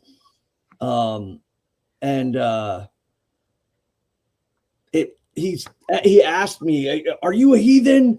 Are you a heathen?" Which is another reason why I don't particularly like the word. At the time, I thought it was the novelty of it. So I got the word heathen tattooed on my arm. But it was absolutely something thrown as an insult, because that was a word that Christians utilized for their Bible to mean non-Christian or really non-Jew, like Gentiles, and then they needed to classify something as outside of Gentiles. But I ended up getting the extra. It simply says Asatru and Alu God, of course, in reference to Lord Odin. And then I have a runic Futhark in particular on my arm. All of these were mapped out and drawn by me as well. On the other side, I have a raven, a very, a basic raven. I also have the Gadsden flag, "Don't Tread on Me," and that was particularly about, I was in the Marine Corps during 9/11, and it was kind of a thing that a group of us did. And lastly is my 0311, which is the mark for the infantry of the Marine Corps.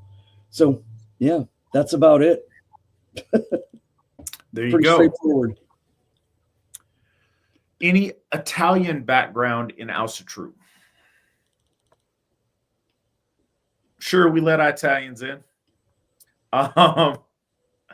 Yeah. I think it's an interesting question. The Asatru Folk Assembly is Pan-Aryan. Obviously, our expression of our faith is done in a Norse context, because that's where the majority of our lore takes its most full shape and has come down to us. And it's under those names and that terminology that our faith was refounded and reforged by our founder. So these are the gods of our race. These gods made us and shaped us. These gods are not locked in a Viking aesthetic or a Viking time period. The Viking age is like 700s to 1000 in Scandinavia.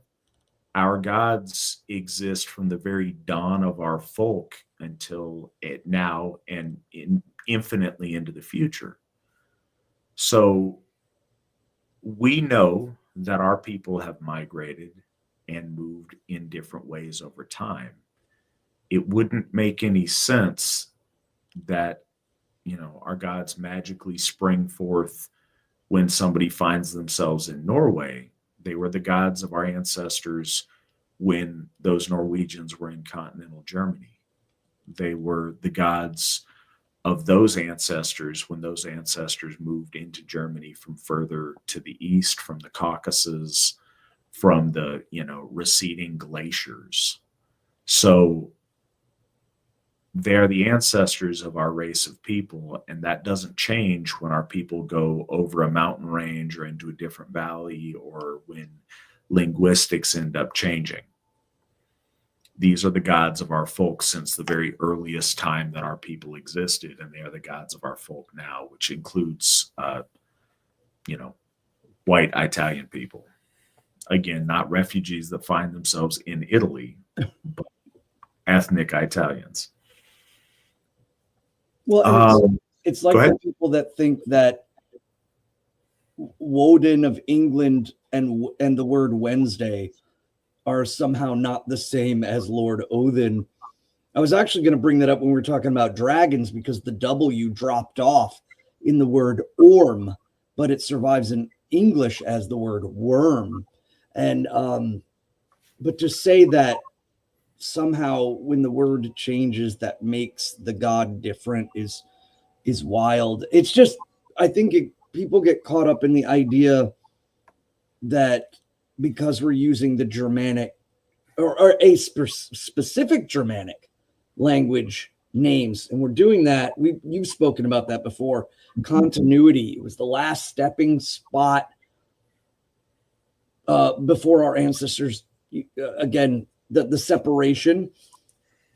So we, continue on from there. But the gods, these are our names for them. The gods have been eternal. They have been since they made us. So.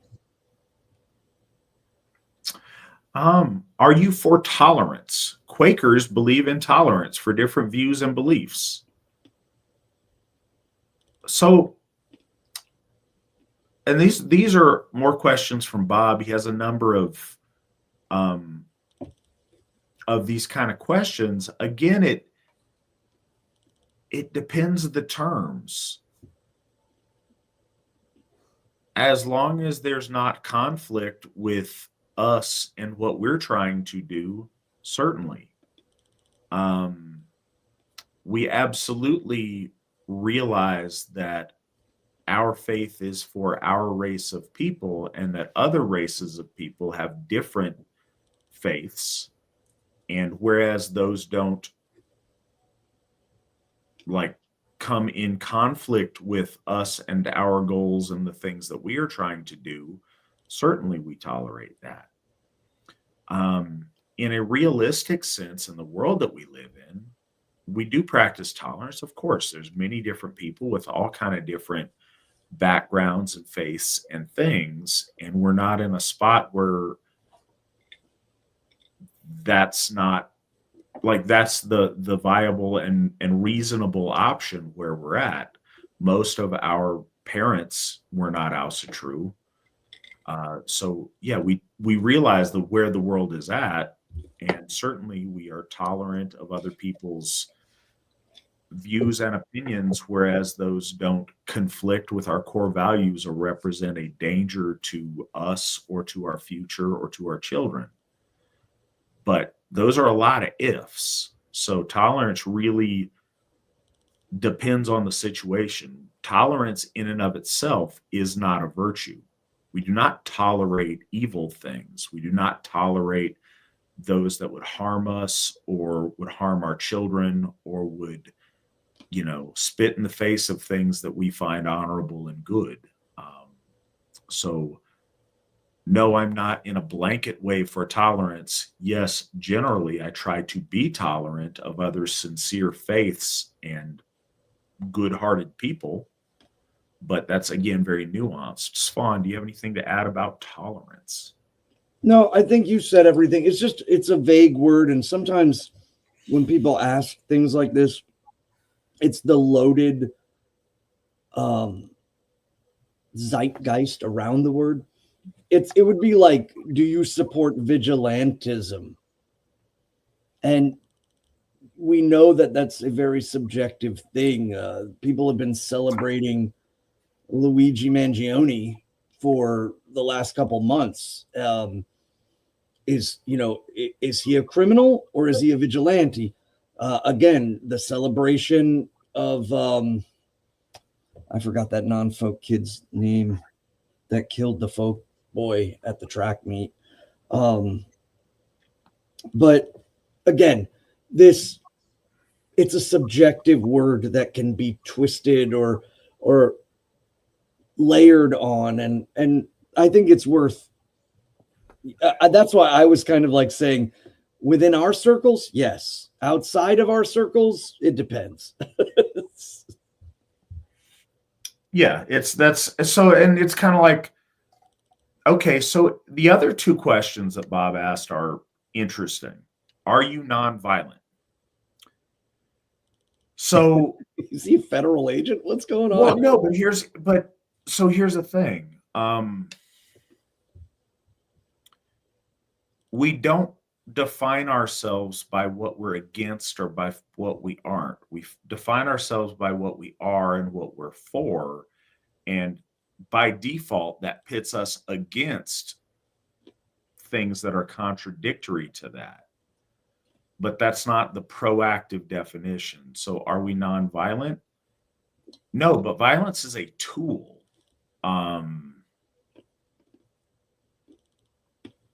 Violence has a place, and I think that the place for violence is relatively rare. I don't find it appropriate, even if there were no legal constraints.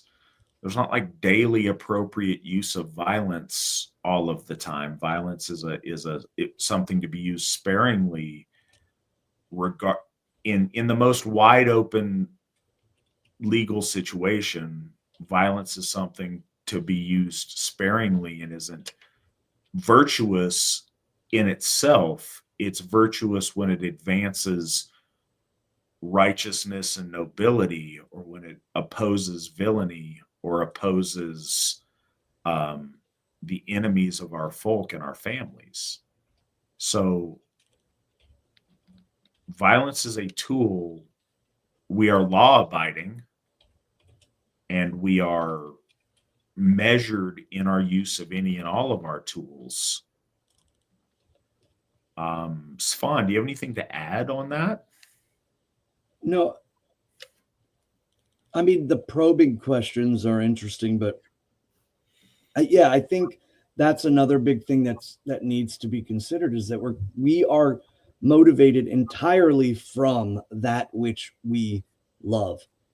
And actually, we go through great strives of dealing with people who come into the faith from that which they hate, or that which it comes from a negative place, and it's very hard for them to uncondition themselves.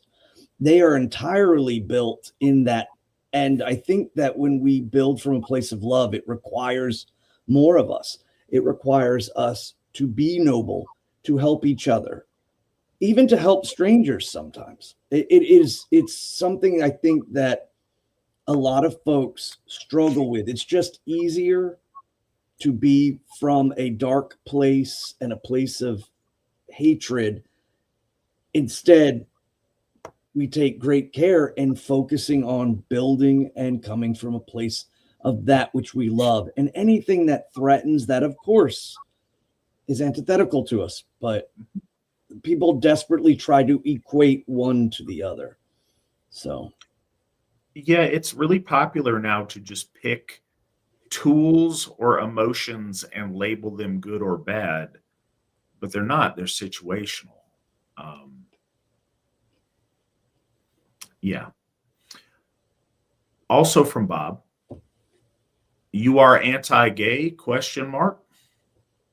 Yes. Well, okay. So again, I don't want to be unequivocal. Yes, we are anti-gay, but I would never introduce myself as anti-gay, because we're not anti-gay. Well,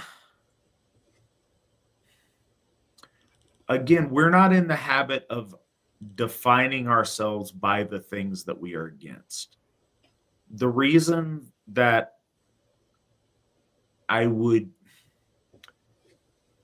we find ourselves anti things because of a variety of situations. A reason I don't think it applies here, we are absolutely anti-gay because gayness is a danger. It is a dangerous mental illness that is predatory towards children. We are certainly anti that because it is evil and bad, even if everyone who finds themselves afflicted by it may not be evil intentioned. The thing is, and it is a very dangerous mental illness. We are pro health, and it is a deep and dangerous unhealth. So we do stand in opposition to things that are malignant and not healthy, and it is those things in a very big way. We are pro healthy families and healthy sexual expression. We are pro good health, and we are pro virtue. Gayness is the antithesis of all of those things. So yes, certainly in effect, we are anti-gay, but again, we don't define ourselves by how anti other things we are, but by how pro things we are. But we are pro health and mental wellness. We are pro our children having a bright future, and we are pro gender expressed through masculine men and feminine women. That makes us by default anti-gay. And in this world that we live in, it's really important that I'm unequivocal. We do stand absolutely against the LGBTQ mental derangement that is so damaging in the world that we live in at present. And I talked about before the moral standpoint versus biological, where the gentleman, I don't know what he's trying to say he is, but the gentleman that hung that giant flag said, we see it in the species all the time. From a biological standpoint, that never happens unless the optimal situation in nature is not achieved. There is great losses or food or great displacement. You will always see some of that deviation. So we are pro optimization of our people. And the best way to optimize, the best way for us to be strong, survive, have many children, and grow and be better, that's our optimal. And we're not going to do something that only happens when things are not optimal, when things are deeply off. So that's something to consider. And if that's the biological argument, the moral argument is still the same. It's just, the connectivity of man and woman moving forward, and that there is something to be said, as Alcirgo said, of the health of someone's mental well-being if they are convinced in their mind that they are a woman, even though they're a man, or that they are convinced that they love certain people, despite it being absolutely contrary to the wellness of the self and the community. That's a whole nother subject. And it's let's not pretend. People want to pick the like rare examples of this not being the case or whatever. No, it is a rejection of the beautiful and God-ordained virtues of gender, and literally a perversion of those in every sense of the word.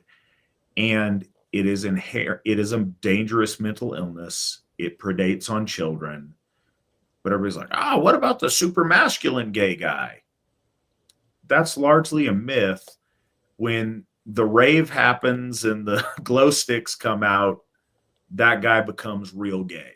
And I think that, reality justifies that assumption and has since the beginning. It's important, and I do want to be unequivocal. That's bad, and we reject it in total and want to keep that far away from us and our families. Our ancestors felt it so objectionable that other forms of criminality, execution was public, there was hanging, there was things, that in particular was stomped into bogs because our people didn't even want to be reminded that it existed. It was so disgusting and abhorrent and unnatural. So yes, we are very opposed to that. What are your thoughts on the Return to the Land group? Do you think the AFA can work with them? I really like what they're trying to do. I think that's awesome. I support their efforts. I absolutely think that, there's probably cases where the AFA can work with them and they can work with us. And, I would certainly welcome that if they wanted to work with us in some way. Svan, do you have anything to add on that? Yeah, and I think this applies to just anybody like them in general. And I was speaking about this to that young man who is considering joining, is that from a secular sense, absolutely. But we would encourage them to alleviate themselves of the foreign faith, take on the faith of their ancestors so that their spirituality and the physical deeds that they're doing can conjoin.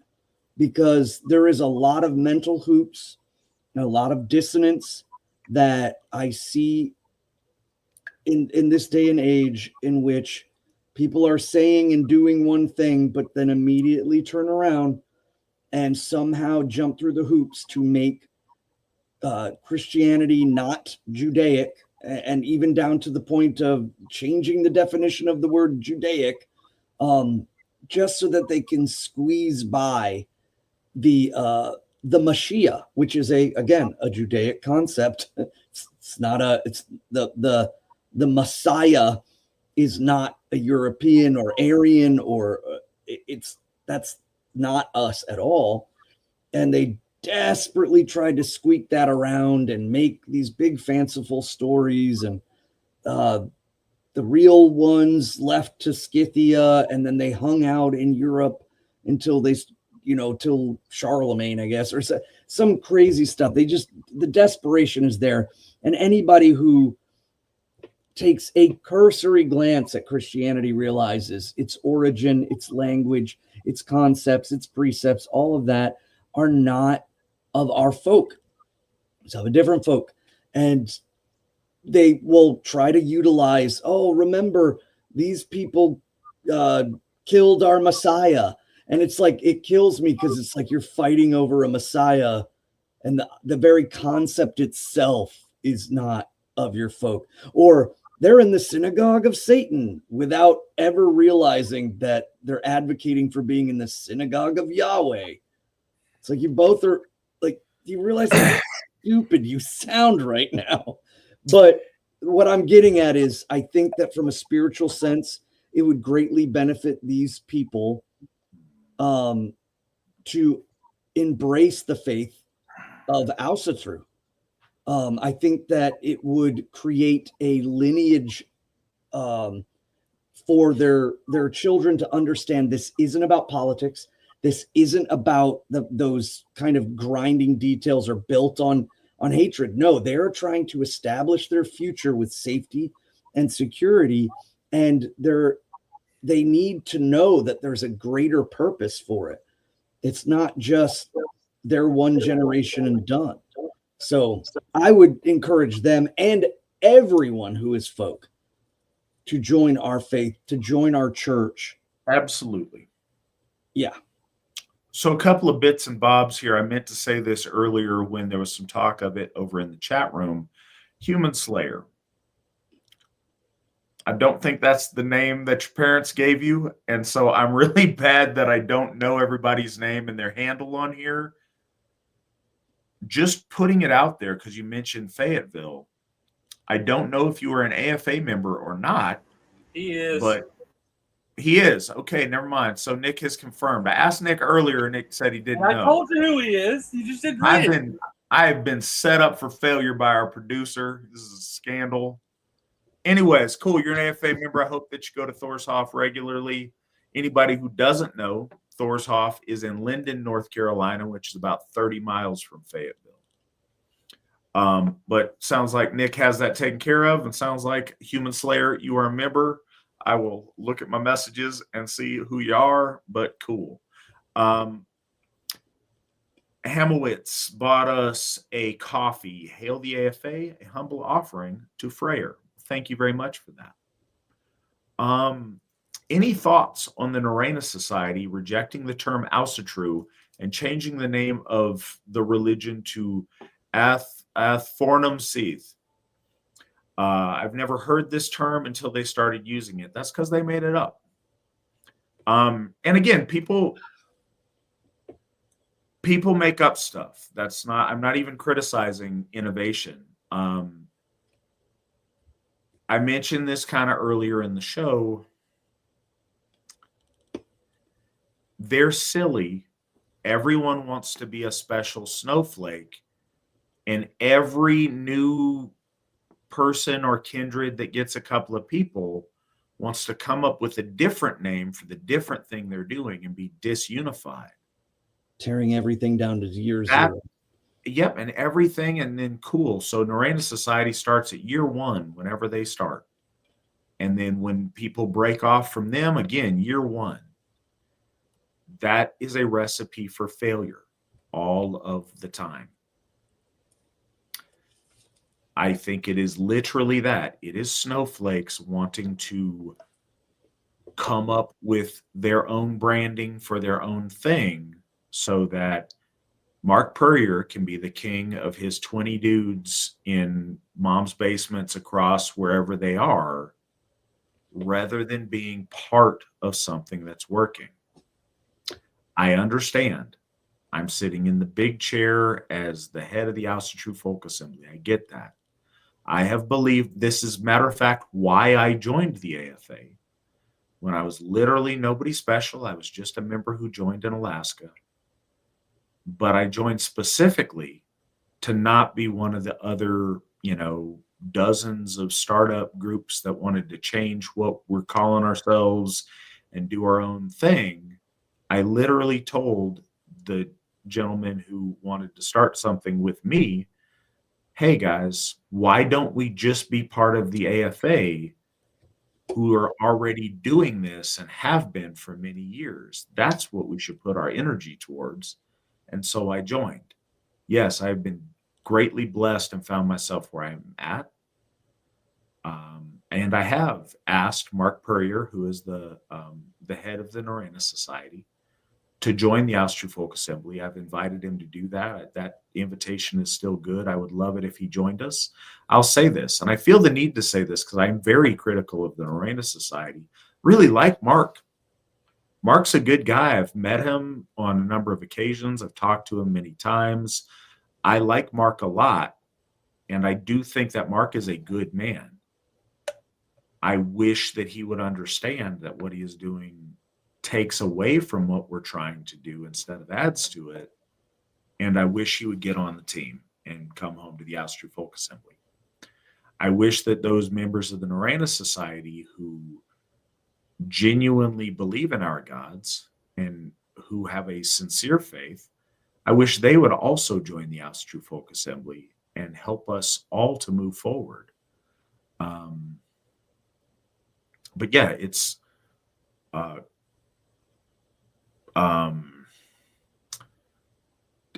like Av Fornum Seth is like to do things the old way. Old way. Yeah. Yeah, and the Av is like to do. Like practicing the old way. To do things the old way. What does that mean? If I bust out my old Nintendo and play Mario Brothers, that's Ad Fornum Seth. I mean, it literally is. Well, if I'm plugging in my old like orange thing and playing Duck Hunt, That's ad fornum save. Well, I was kind Is it of not? leaning. Well, no, I was gonna lean in on that because of the referencing of that. That fornsed or fornseder is the pathway of our ancestors, the old way, and that's what was said when Christians asked this. But what they were saying is like, why is this person doing this? Oh, well, that's the way of our ancestors, and I think that actually has a degradation in and of itself. We're doing things simply because that's the way our ancestors did it. And that's a folly that they have. The Narena Society will tell you that there is a bloat that needs to be honored at a specific time because that's how our ancestors did it. But what they're really saying is we have it chronologically written down that a fjord in Iceland was doing this. The community in that Hrafnafjörður was holding this bloat at this time. So that must mean all of our ancestors were doing that at that time, which is not true at all. But on top of that, Asatru also has a forward and willful meaning of attainment. And just to say it is the old way is And it that's ad fornum vague. As ad fornum save is the old custom. Yeah, that is the old way. You're doing old-fashioned stuff. If you're got a beehive haircut and wearing a poodle skirt, you're going to the dance ad fornum save. And you are. That's literally what it means. It's why I like Asatru, is it means you're loyal to the Aesir. Be this 700 or 1700 or 2025 or 4058. Asatru means loyal to the Aesir. That's why it's a better word. But again, they want to come up with something. It doesn't even mean ancestors. If it did, I could at least respect that. I think a little bit. It just means doing stuff old style. And I think, and they and somebody else mentioned this in the chat. The Narena Society does not treat our gods like gods, and they don't treat our faith like a religion. This is a fun history project for them, as that name implies, about learning about what our ancient ancestors used to do back in olden times. First, that's fun. Everybody here likes history. And it's cool to learn what ancient people did doing ancient stuff. There are a number of hobbies that I really like to learn about. If our faith is not living and our gods are not currently existing with us, then this is a tremendous waste of time. At least to practice it as a religion. As a hobby, it's fun. There's stuff I love to learn about. But no, this is my faith. I believe and am loyal to the Aesir. They exist. They exist now and are aware of us. They will exist into the future.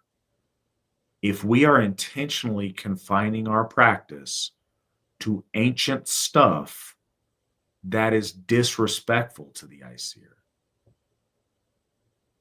Ad fornum save, they didn't go ad fornum for them save and like wear loincloths and do ooga booga caveman stuff. Well, why not?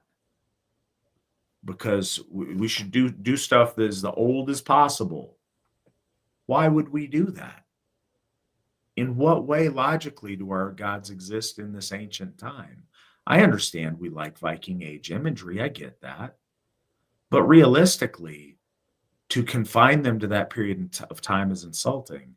Also, the Narena Society, they are very excited about finding new wrinkles in things.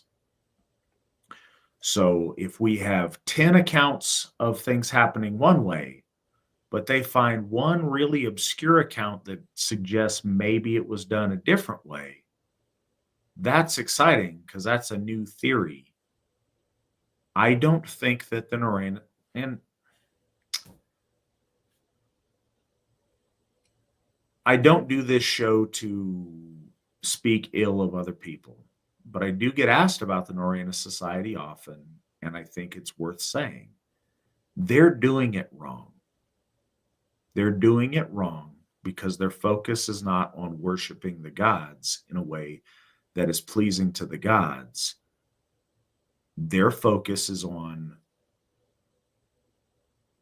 pleasuring their own academic fetishes that they have. And that's wrong. And I don't think they're wrong intentioned, but I do think that the results are wrong. They should come home to the outside. And I'll say this. Svan and I were both there at a Winter Nights celebration, I think 3 years ago. And there was a Norrena Society member that was a guest at that event. And they were at an Odinblot that we did. And they remarked about how amazing it was and how profound it was and how they were just on fire about it. But then they wanted to lecture us about the Norrena Society and how the Norrena Society says we should do bloat. And I asked him, I said, well, you said you really felt that the bloat that we did was really powerful, right? Well, yes. Okay. Do you believe that Odin appreciated the bloat that we just did to him? Do you think that he approved of it? Yes.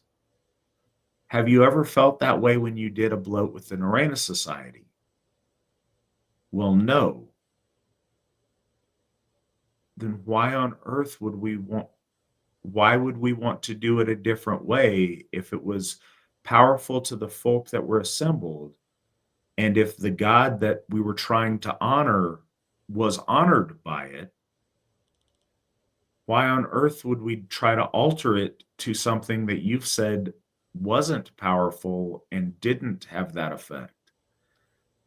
They don't think about that. That's not what their primary motivation is, unfortunately. Also, I wish it was.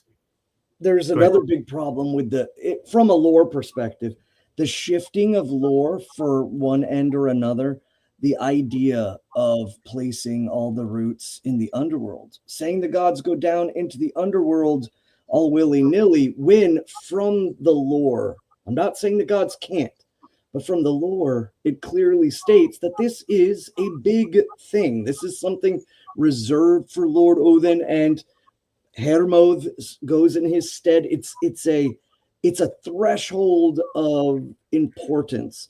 And that immediately gets lost away when you say, oh, the gods come down to the underworld to judge the dead and measure your heart against a feather, and your Filkia is your lawyer. They really just stuck their finger in and mixed everything up. And I think that I don't know the entire reasoning. And then they rely on the inability of folk to just be religious. They rely on this kind of back hiding on lore. Their translations are loose and strange. They hypostasis the gods often. They'll say that that Tyr doesn't exist, that Loki is Tyr in this one story, that the goddess Naut is really Ostra, and they're not observing and going forward with the cumulative knowledge. They're cutting and snipping like the crazy ex-girlfriend, making her scrapbook. That's what I mean. And they're doing it at a rapid rate. And it's very, very infuriating to see this, and then know that half the people reading it will take it because it's presented in a way without realizing that their translations are very sketchy. Same guy. Same guy at the same event. It was funny to watch him talk with Svan. I didn't even know we were in a debate until halfway through. Well, that's because you and I weren't. You and I are priests, and we were trying to worship Odin, and then this guy asked us questions. But he was in a debate, because that's what this is in Ad Fornum Saith. So, but he would regurgitate the talking points that he'd been instructed by whoever their talking heads are. And Svan would like, yeah, but in the next stanza, it says this thing that completely contradicts what you're saying.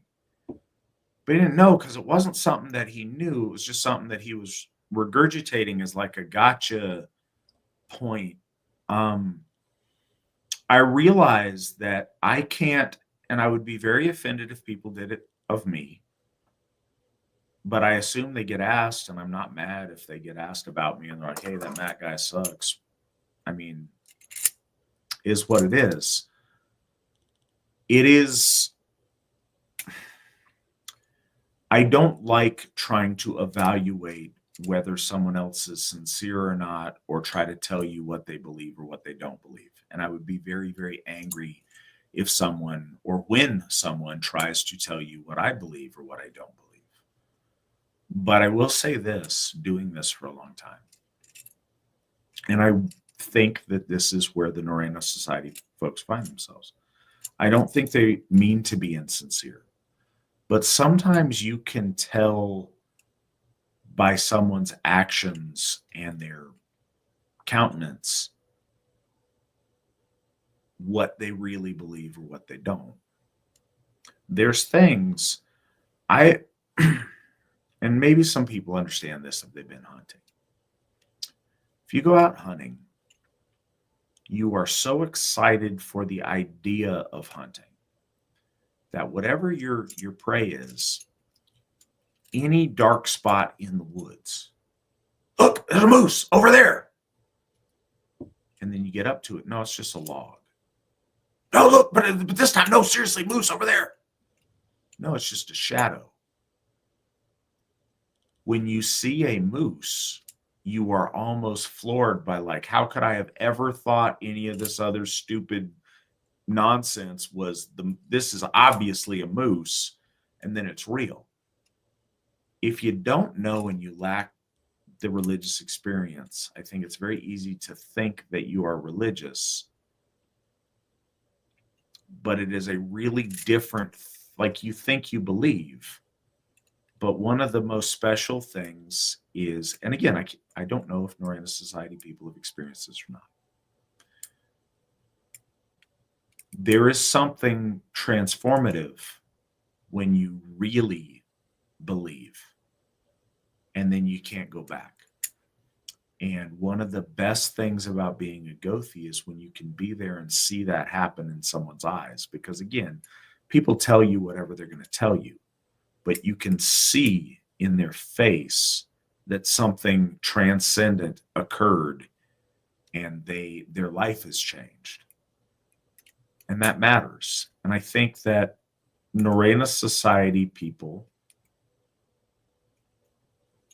this is very much a hobby and an academic endeavor, but I don't know that they've had that experience, and I don't think they treat this as a religion. Their existence is detrimental to the development of Asatru, and so I oppose that, and I really wish they would come home and get on the team. And they're very welcome to whenever they decide to do so. So Pinecone says, I'm new to all this. I've heard that okay. Sure. I think I went over he's again asking another question about the Norrena Society. Not disrespecting your question. I just answered it with the last one, though. Would it be okay to depict the gods in modern Western clothing like suits and ties to align with our current cultural dress? Svan, what are your thoughts on this? This is actually the very question I asked myself again in depicting our holy gods. And when we look at certain art forms, Christian art forms, or even when the gods are depicted in the late 1800s to the 1930s, I can't remember his name right now. It's like Franz Liebrecht or Lubrecht. He depicts the gods wearing nothing but cloth. Like, not even really togas, just cloth to decency. And we notice that in art with the depiction of the divine, that the divine is wearing just like a cloth. There's like a time when that became a development.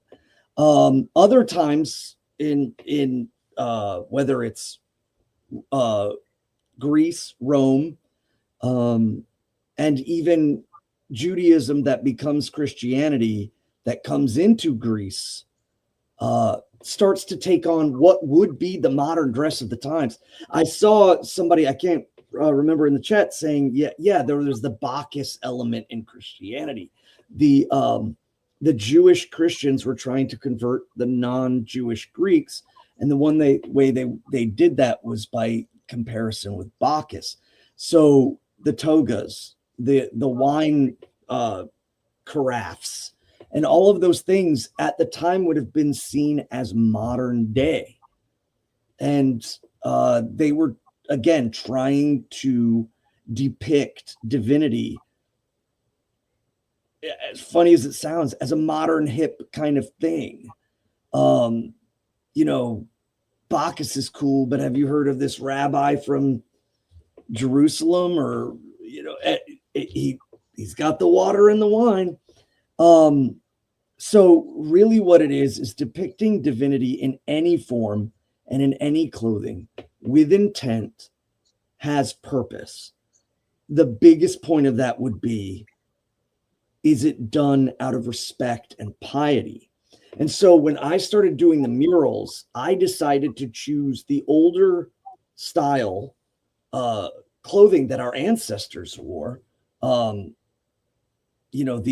Av Forn Seder of clothing styles,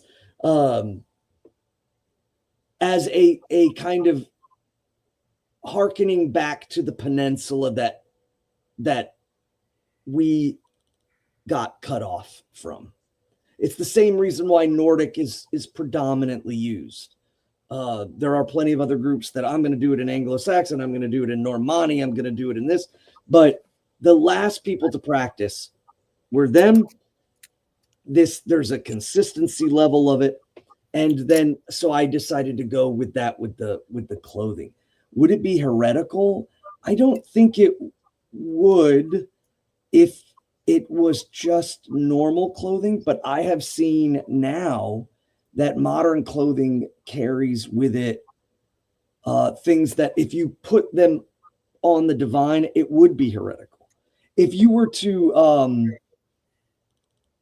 have a picture of Lord Odin wearing a shirt that says, I'm pro-life or pro-choice, even despite the semantics of it, obviously the folk and progeniting the folk, you could have arguments either way, but the idea, or that he's against, I don't know, Republicans in Idaho, that is very profane. That is very heretical. That is very unpious to dress the divine up in your slogans, in your little inclinations.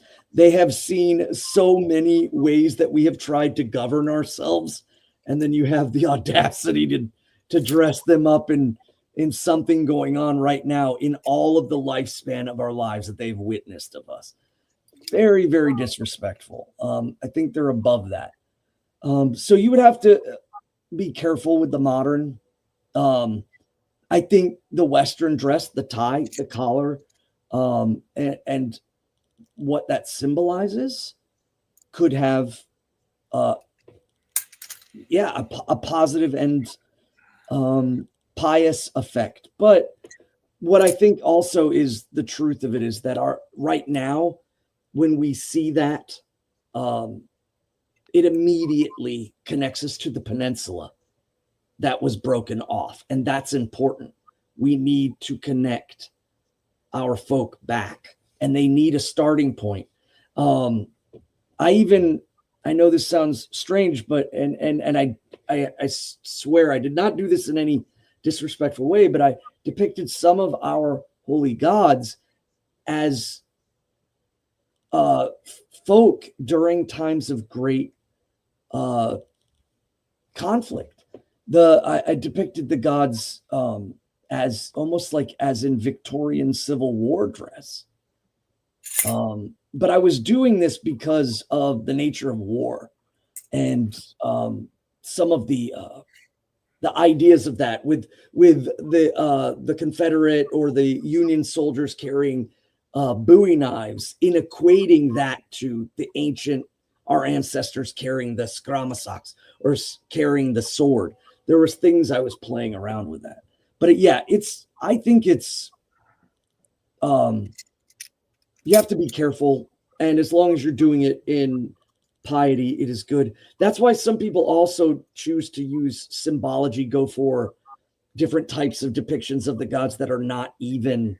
You see this a lot in Slavic Rodonovery right now, where they use big, broad colors, odd shapes.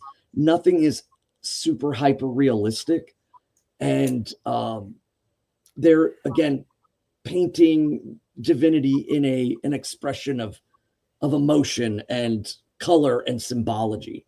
So it's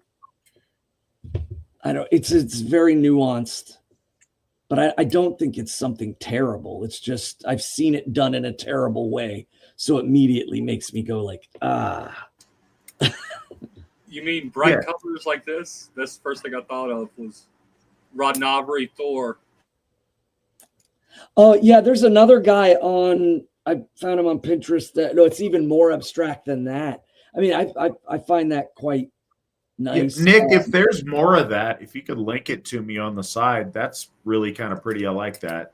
Well, and this one though is making reference to the wedding dress and the marriage, where the giants want Thor to bless the wedding, so they place it on the bride's waist, which is Thor, and then he kills everyone in the hall.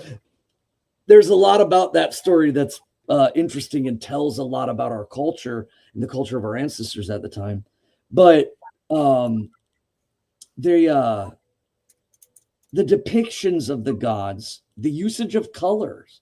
Some people want to make the gods wearing, black leather and riding around on a motorcycle with a shotgun or something. And it's kind of a fine line between making them mundane too much or celebrating the wrong sense. I don't know. That's why I kind of erred in my depictions towards older clothing, was to remove them from the mundane. And there's good reason for that. We do speak about honoring the gods in the modern age, which we do. But we have to at least hold sacred that there was a reason why so many of our ancestors died not giving up their faith. And it happened. And we need to remember that. We deal with problems our ancestors did not deal with. And so remembering those things shifts our understanding of looking at depictions of the gods almost in a past sense, a bastion of where we come from versus modernism. So they're gods. And I think that's fundamental. If what we are doing is depicting them reverentially, I think that's of a great value. I think it's cool. Like, I've often thought that was a good idea to depict them in modern dress. I think it's a really neat artistic idea. But again, as gods, not as hippies at a protest. I've seen really disgusting usage of our gods as a billboard for political slogans or for diversity or for whatever kind of gross nonsense. Seeing Lady Sif with a And so, hijab. okay, so everything else, all the lefty stuff aside, I think depicting our gods with things that are overtly right-wing slogan-y things too is still a grossly inappropriate exploitation of our gods. Don't do that. That's wrong. Our gods are above that. Having our gods depicted as gods, I think, is fine. Having them wearing suits and ties or dresses or, appropriate things to the situation, taking the same thing you would do in one of Svan's murals, but making the dress modern and not Viking age, I think that's completely fine. The reason that we don't is it just doesn't hearken to the same imagery. I'm not going to lie, like we conceive things a certain way, and because we are reading the poems in the context we're reading them in, the image that comes to mind that helps us most directly relate to our gods is seeing them in period dress that is one for one exact with the stories that we read. That is the quickest way for us at this stage of our development to relate to our gods. And it works and it matches up and it's nice and it fits well. But there's nothing wrong in depicting them. And, one of the things I always like is in one of the Icelandic manuscripts, it's got like the gods wearing Renaissance clothes, not because they were trying to be whatever. Right. A lot of people forget this. They were depicting the gods, as made sense with the fashions they had access to. So they're wearing the like Renaissance striped like pantaloons, the big like puffy pants, and the like puffy Renaissance shirts, and it's very much a Renaissance depiction. But it wasn't done to like be different or to be modern or to like make an artistic expression. That's just when they read axe, it was a Renaissance axe, not a Viking age axe. When they read, armor looked like it did in the Renaissance, not what we know from archaeology as a Viking age to armor. So it was interesting to see that. But yeah, our gods ultimately are not any of that. That just helps us relate to them in a better, easier way. I was gonna send 2 pictures to Nick to kind of give an example too of what I was talking about. One about the untimeliness where it's just not specified. An ancient sketch of the tripartite, and then also I'm still looking for the Rodanovery kind of abstract that I was. But so yeah. So the next one is Yahweh a Jotun? I asked because Acharya G calls Yahweh an Ashura. No. Yahweh is a god of the Jews. Perhaps the god of the Jews, depending on what your take on that is. But no, he's completely and totally outside of our cosmology and not relevant to our cosmology. I'm not claiming that he exists. I'm not claiming that he doesn't exist. I'm claiming that he has no relevance to us or to our folk and exists as the god of a foreign people that is openly hostile to us. So no, I think when we try to take this is the thing. We want to be folkish, but then we want to overlay universalism on it, and it doesn't work that way. No, he has nothing to do with us. various African,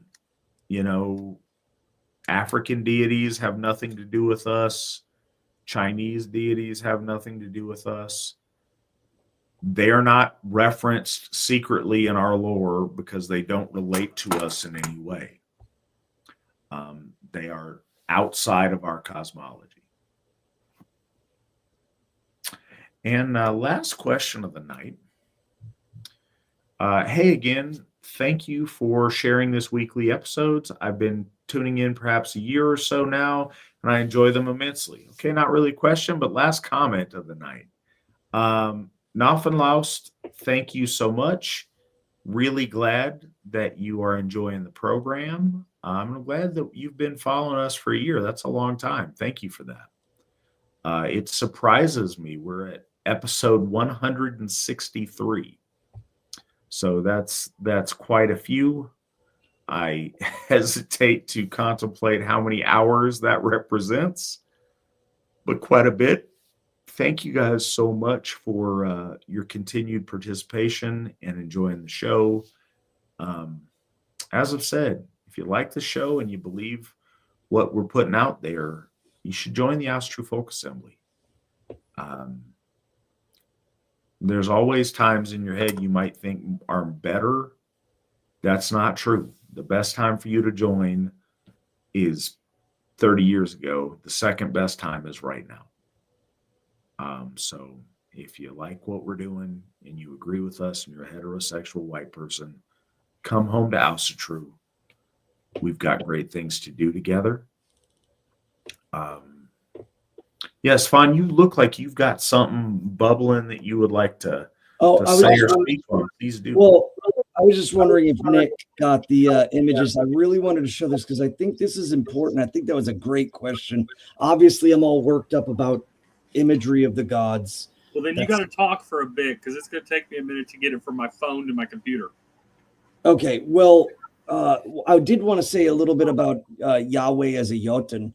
That's also not only universalism, but that desperation that universalists have to try to turn Jotuns into a different race.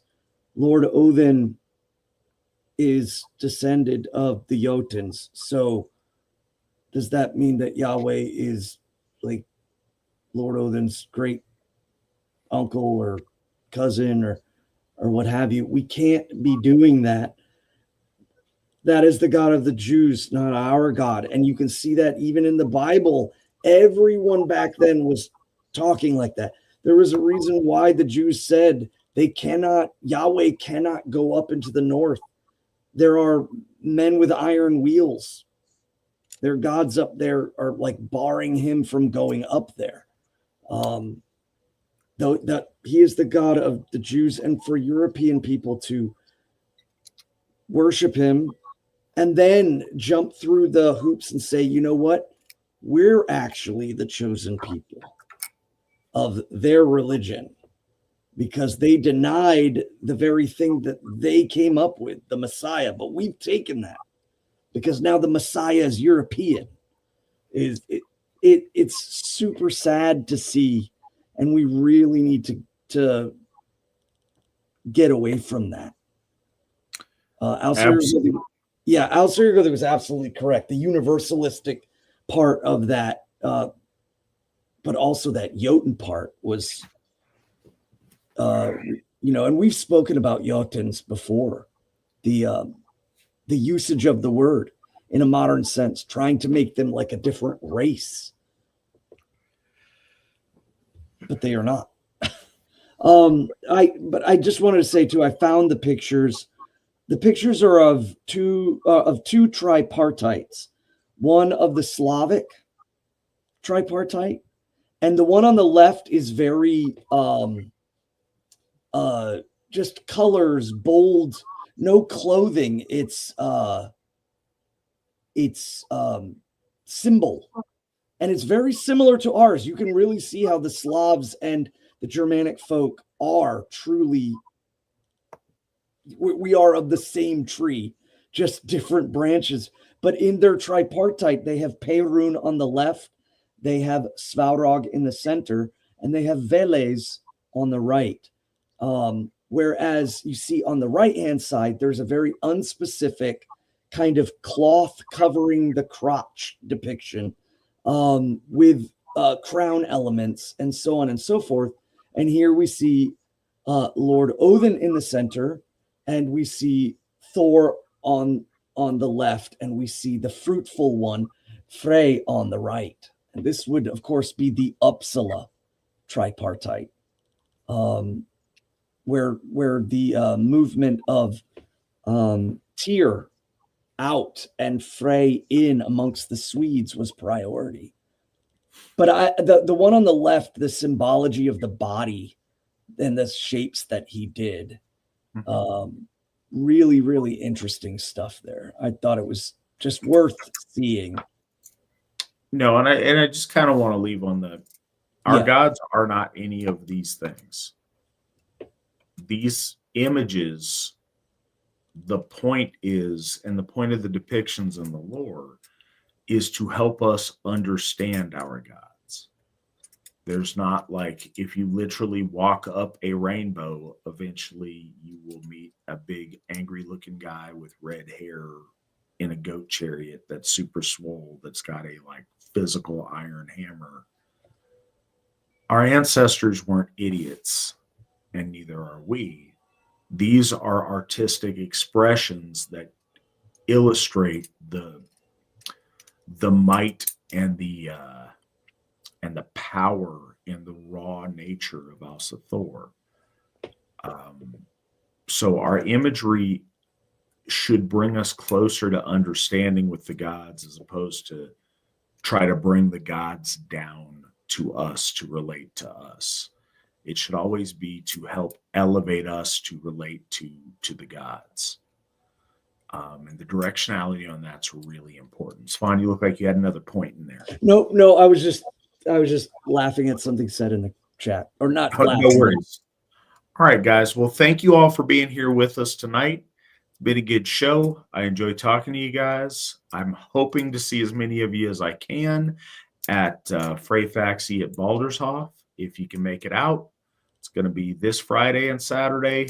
Come on out. We would love to see you. I would love to meet you. If I've met you already, I'd love to see you again. If I haven't already, I'd love to shake your hand and make your acquaintance. If you can do it, let's make it happen. The law speaker will be joining me next week for a discussion about mindfulness on Adulting with Alan.